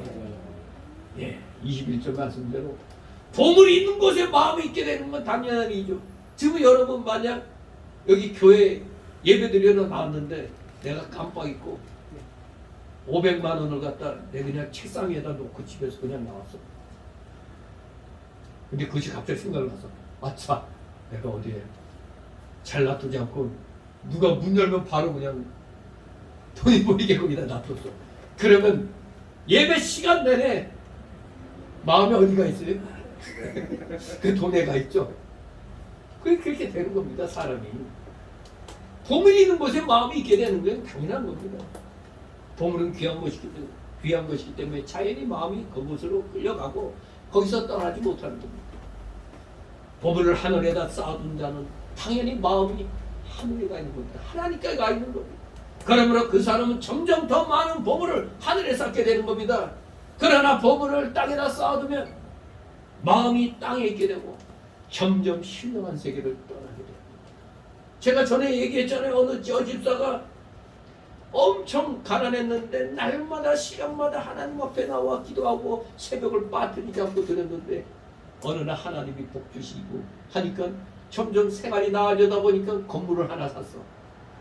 그런데 어떻게 된 게 재물이 많아지면 많아질수록 그전에처럼 새벽 예배도 안 나고 교회 모임도 빠지고 그러더니 어떻게 되느냐? 하나님이 침상에 던져버렸잖아요. 즉 몸이 아파 드러눕게 돼요. 만들어버려요. 그렇습니다. 마음이 하나님께로부터 떠나면 몸까지도 신령한 세계를 떠나니까 그전에는 하늘나라에 보물 쌓았다가 땅으로 보물을 갖다 이제 옮기다가 보니까 이제는 현실적으로 내 육체가 망가지면 끝나는 거 아닙니까? 목숨이 끝나는 거 아닙니까? 신령한 세계를 떠나면 아니 되는 겁니다. 육신의 눈이 밝고 어둠에 따라 온 몸이 밝고 어둡습니다. 이와 같이 내게 있는 빛, 곧 영적 지식의 빛 또는 마음의 눈이 어두우면 그의 영혼 전체, 인격 전체가 어둠 속에서 방황할 수밖에 없다는 걸 6장 22절, 23절이 말씀하는 겁니다. 주님께서 이 말씀을 이때 이렇게 하신 것은 한마디로 재물 사랑함이 영적 눈을 어둡게 함을 보이는 것입니다. 재물 사랑함이 결국에 영적인 눈을 어둡게 한다는 겁니다. 과연 물질의 눈이 어두운 자는 영적 생활을 바르게 할 수 없어요. 조금 전에 예를 든 그 여집사같이. 이건 기독교 신문에 난 얘기입니다. 그 교회 목사가 자기 교회 여집사가 이런 일을 당한 걸 신문에 올린 거예요. 거기 무슨 설교문을 실으면서 그 예로 그런 걸 실어놨어요. 영적 생활이 망가지는 거예요. 마음의 눈이 어두워집니다. 디모데전서 6장 9절 10절에 부하려 하는 자들은 시험과 올무와 여러 가지 어리석고 해로운 정욕에 떨어지나 곧 사람으로 침륜과 멸망에 빠지게 하는 것이라. 돈을 사랑함이 일만하게 뿌리가 되느니 이것은 사랑하는 자들이 미혹을 받아 믿음에서 떠나 많은 근심으로써 자기를 찔렀도다. 그런데 아니 왜 보물에 대한 말씀이 나오다가 갑자기 눈에 대한 말씀이 나올까? 그것은 보물을 하늘에 쌓아두면 마음이 하늘로 가기 때문에 심령의 눈이 밝아지는 겁니다. 심령의 눈. 땅에 보물을 쌓아둔 사람은 마음이 땅으로 가 있기 때문에 심령의 눈이 어두워진다는 얘기입니다. 마음이 하늘로 가면 그래서 눈이 맑아지고 마음이 땅으로 가면 눈이 어두워진다는 겁니다. 그래서 눈 얘기가 나오는 것입니다. 심령의 눈. 그걸 말하는 거예요. 중생한 영이 우리 마음을 통하여 하나님과 교제할 때는 심령의 눈이 밝아집니다. 영이 마음을 통하여 역사하는 것을 우리가 심령이라고 해요. 영이 마음을 통하여 역사하는 게 심령입니다. 그런데 그 심령이 하나님과 교통하면 자연스럽게 심령의 눈이 밝아지는 겁니다. 눈이 밝아지면 모든 것을 바로 볼 수가 있잖아요. 눈이 밝아야 모든 것을 바로 분별할 수 있고 바른 길을 찾아 걸어갈 수가 있는 것입니다. 정말로 신기한 일입니다. 기도하면은 옛날에 제가 이 군대에 있을 때 이 믿지도 않을 때인데 제대하면 내 반드시 교회 나가겠습니다 하면서 급한 일을 가지고 그냥 하나님께 그냥 산꼭대기에서 그냥 기도했는데 그렇게 위아래 몇 번 산꼭대기를 내리락 오르락 하면서 잃어버린 거 찾으려도 못 찾았는데 마지막으로 하늘 쳐다보더니 갑자기 하늘이 되게 가깝게 느껴져.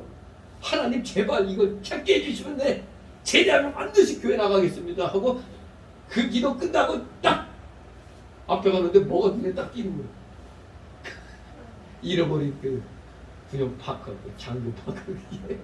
아니 그렇게 오르락 내리락 하면서 군대식으로 좌우 중첩해서 살펴보고 그렇게 오르락 내리락 몇 번 했는데도 못 찾던 게 딱 크기도 하고 딱 내려가는데 그냥 바로 눈에 그냥 탁 띄는 거예요. 그때 그냥 터지고 제대하면 반드시 교회 나가겠습니다. 그렇게 맹세했다니까. 그렇습니다.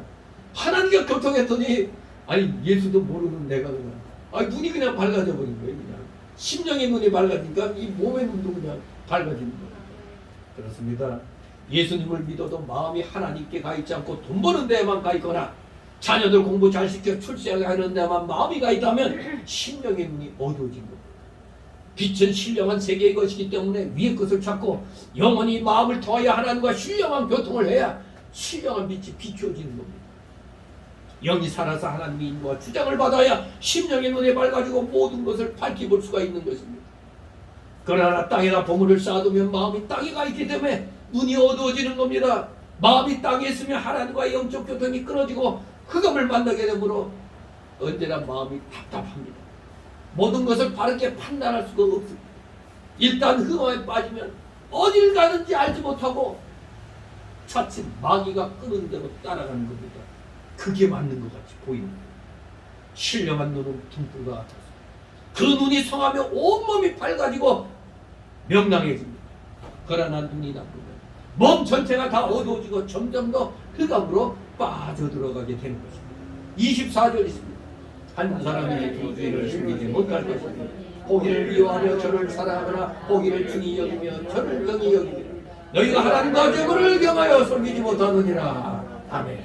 그렇습니다. 우리가 두 주인을 똑같이 섬기는 것은 불가능합니다. 어느 한쪽을 소리할 수밖에 없기 때문입니다. 이와 같이 하나님과 재물 둘 다 섬길 수가 없습니다. 반드시 양자택일을 해야 할 경우가 오는 겁니다. 재물을 사랑하는 자는 당연히 그것을 포기하려고 하지 않을 것입니다. 마태복음 19장 21절 22절에 예수께서 가라사대 네가 온전하고 잘친데 가서 네 소유를 팔아 가난한 자들 주라. 그래야면 하늘에서 부하가 네게 있으리라. 그리고 와서 나를 좇으라 하시니 그 청년이 재물이 많음으로 이 말씀을 듣고 근심하며 갔다고 그랬습니다. 결국 그 청년은 재물 많은 청년은 재물이냐 예수님이냐 할 때 누굴 택했어요? 재물을 택했습니다. 한 사람이 두 주인을 섬길 수가 없고 한 신하가 두 왕을 섬길 수 없습니다. 한 여인이 두 남편을 섬길 수가 없습니다. 한 신하가 두 왕을 섬기고 나가면 한편 왕한테는 뭐가 돼요? 반드시 역적이 되고 마는 것입니다. 한 여자가 두 남편을 섬길 수 없듯이 성도가 하나님과 재물을 겸하여 섬기지 못하는 겁니다.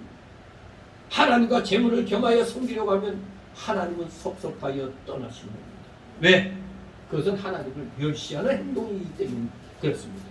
하나님과 재물을 겸하여 섬기는 것은 하나님을 알지 못하는 행동입니다.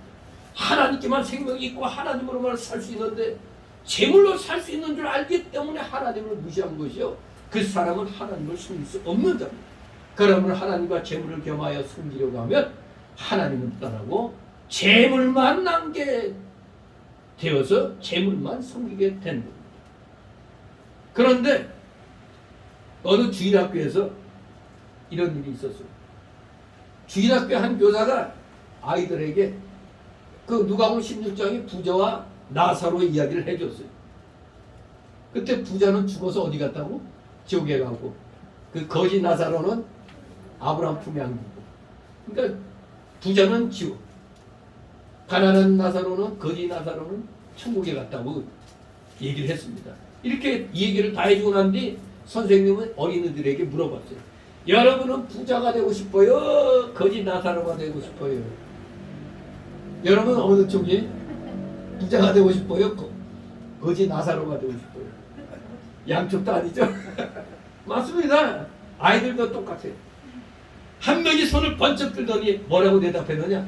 선생님, 죽기 전에는 부자가 되고 싶고 죽은 다음에는 거지 나사로가 되고 싶습니다. 그렇게 대답했다는 겁니다. 이 어린아이와 같은 생각을 하는 기독교인이 이 세상에 많이 있습니다.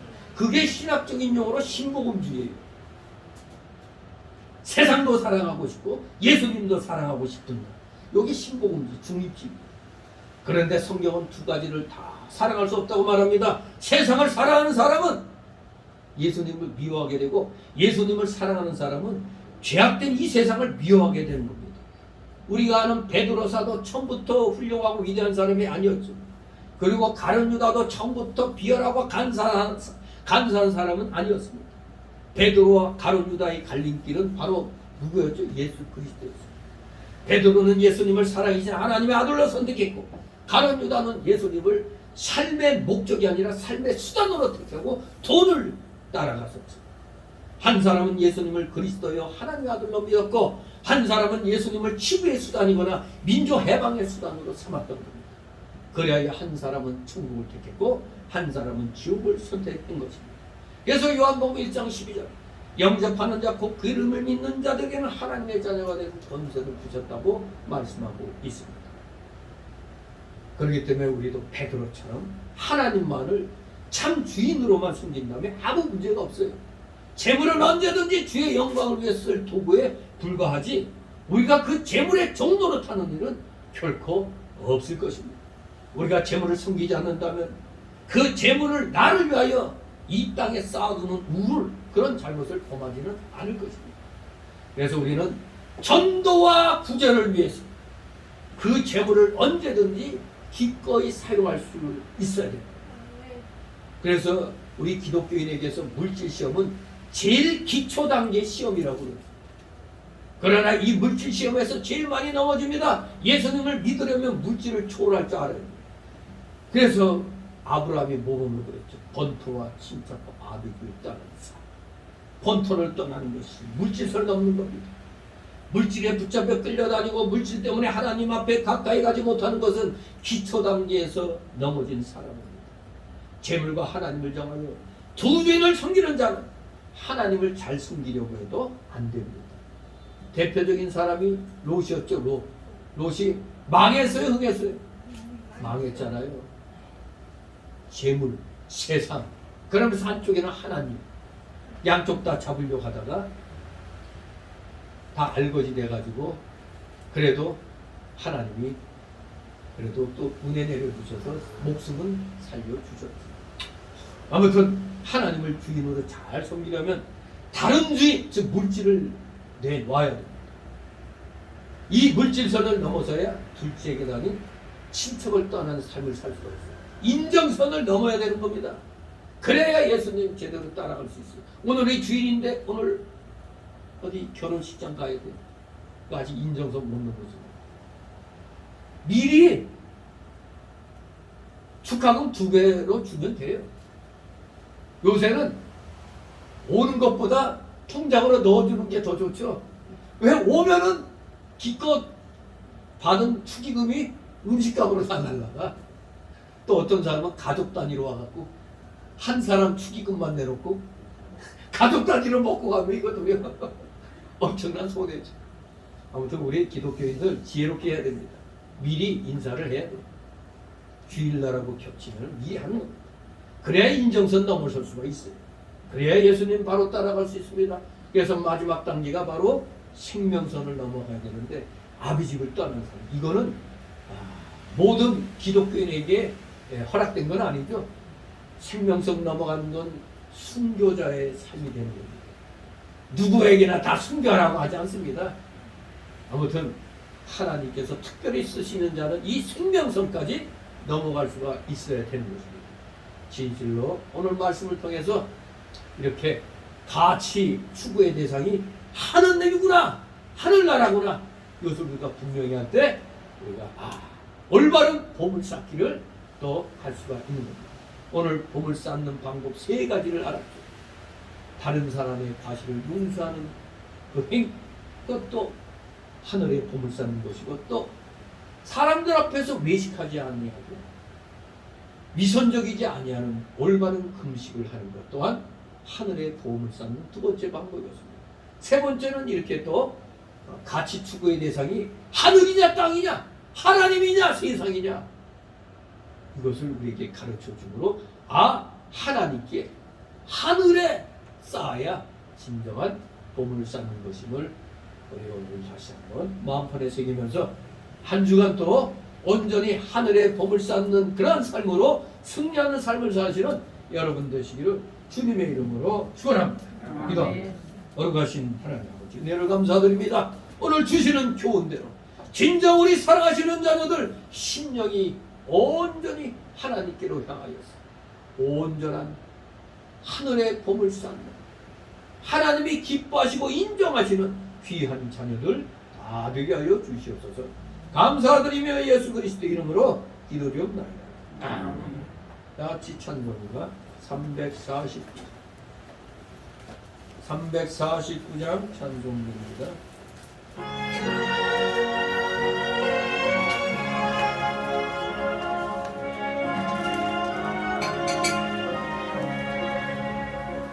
나 주의 도움 받고자 주 예수 믿게 봅니다.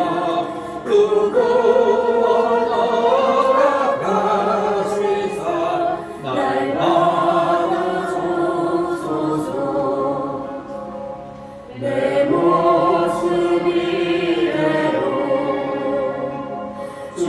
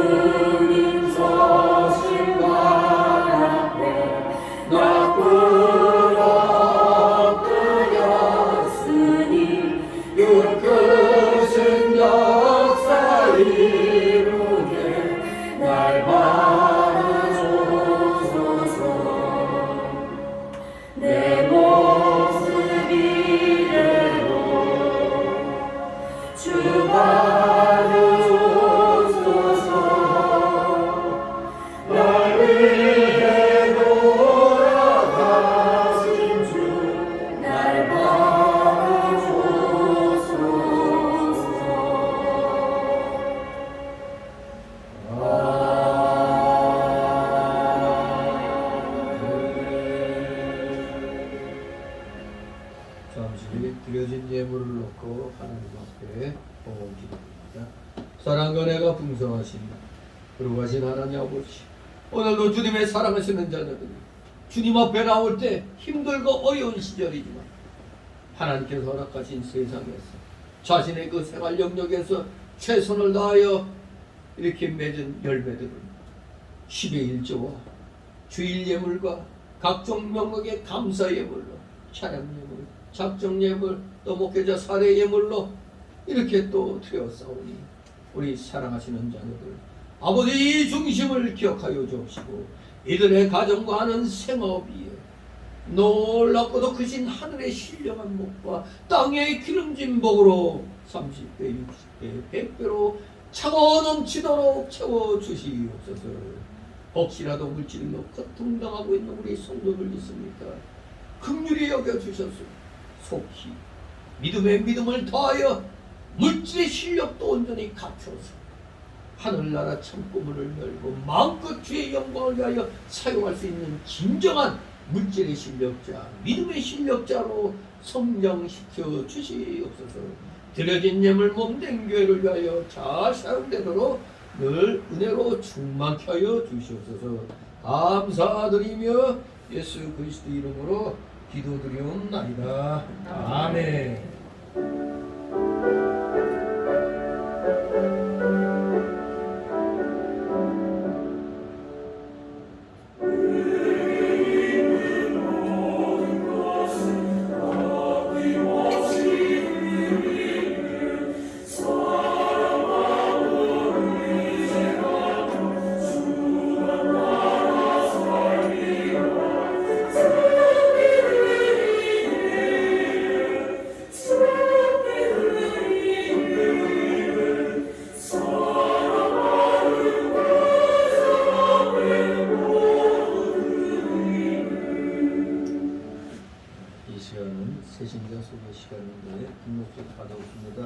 우리 모두 서로를 위하여 서로 인사를 나누시기 바랍니다.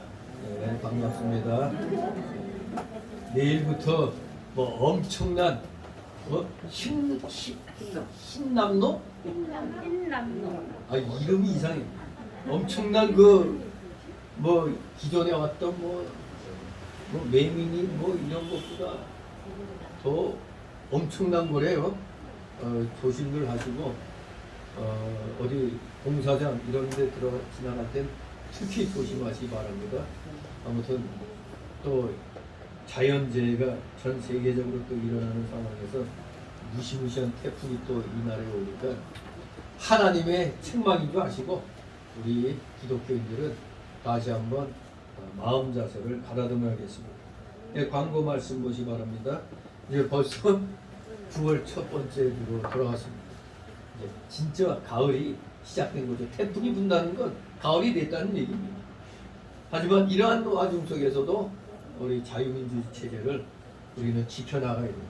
왜? 이 자유민주주의 체제가 우리 기독교의 교회들의 성벽입니다. 이 자유민주주의 체제란 성벽이 무너지면 교회는 없어집니다. 정말로 열심히 나라와 민족을 위해서 기도하시는 여러분 되시기 바랍니다. 이제부터 이제 곧 추석 연휴가 시작이 되는데 제가 그 광고를 추석 연휴 때 믿음 잘 지키시 바랍니다. 또 그냥 한 번인데 이런 마음 가지면 안 돼요. 믿는 사람답게 명절 잘 지내시기 바랍니다. 그리고 내일부터 우리 또 대한신학교 2학기가 개강 예배드림으로 시작이 됩니다. 또 이 신학교를 위해서도 기도해 주시고 여러분들 가운데 또 마음에 감동이 있으면 신학교를 위해서도 또 헌금을 또 해주시면 또 감사하겠습니다. 아무튼 신학교를 운영하는 교회에서도 다 이제 별도로 신학교 헌금을 합니다만 저는 뭐 그런 걸 하지 않습니다. 근데 여러분들이 또 마음에 감동이 되면 조금씩이라도 신학교를 위해서 헌금하는 것도 하늘에 뭘 쌓는 거? 물 쌓는 겁니다. 오늘 여러분 하늘에 보물 쌓는 거 배웠습니다. 정말로 수전너 같은 스크루지 이런 사람 되면 안 됩니다. 하나님의 일을 위해서라면 아주 그냥 풍요로운 여러분 되시길 바랍니다. 그러면 그만큼 하나님이 채워주십니다. 우리 다 같이 일어나셔서 62장 부르시고 복기도록 마칩니다. 62장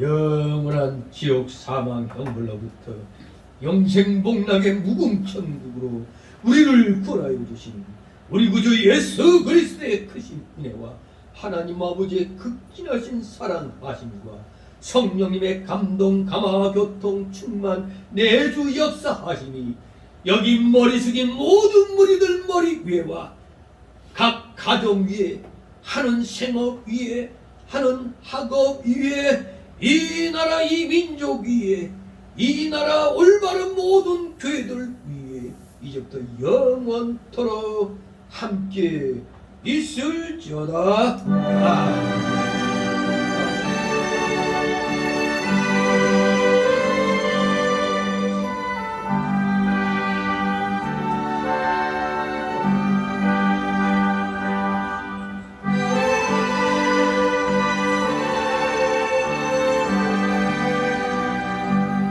천양 성부 성자 성령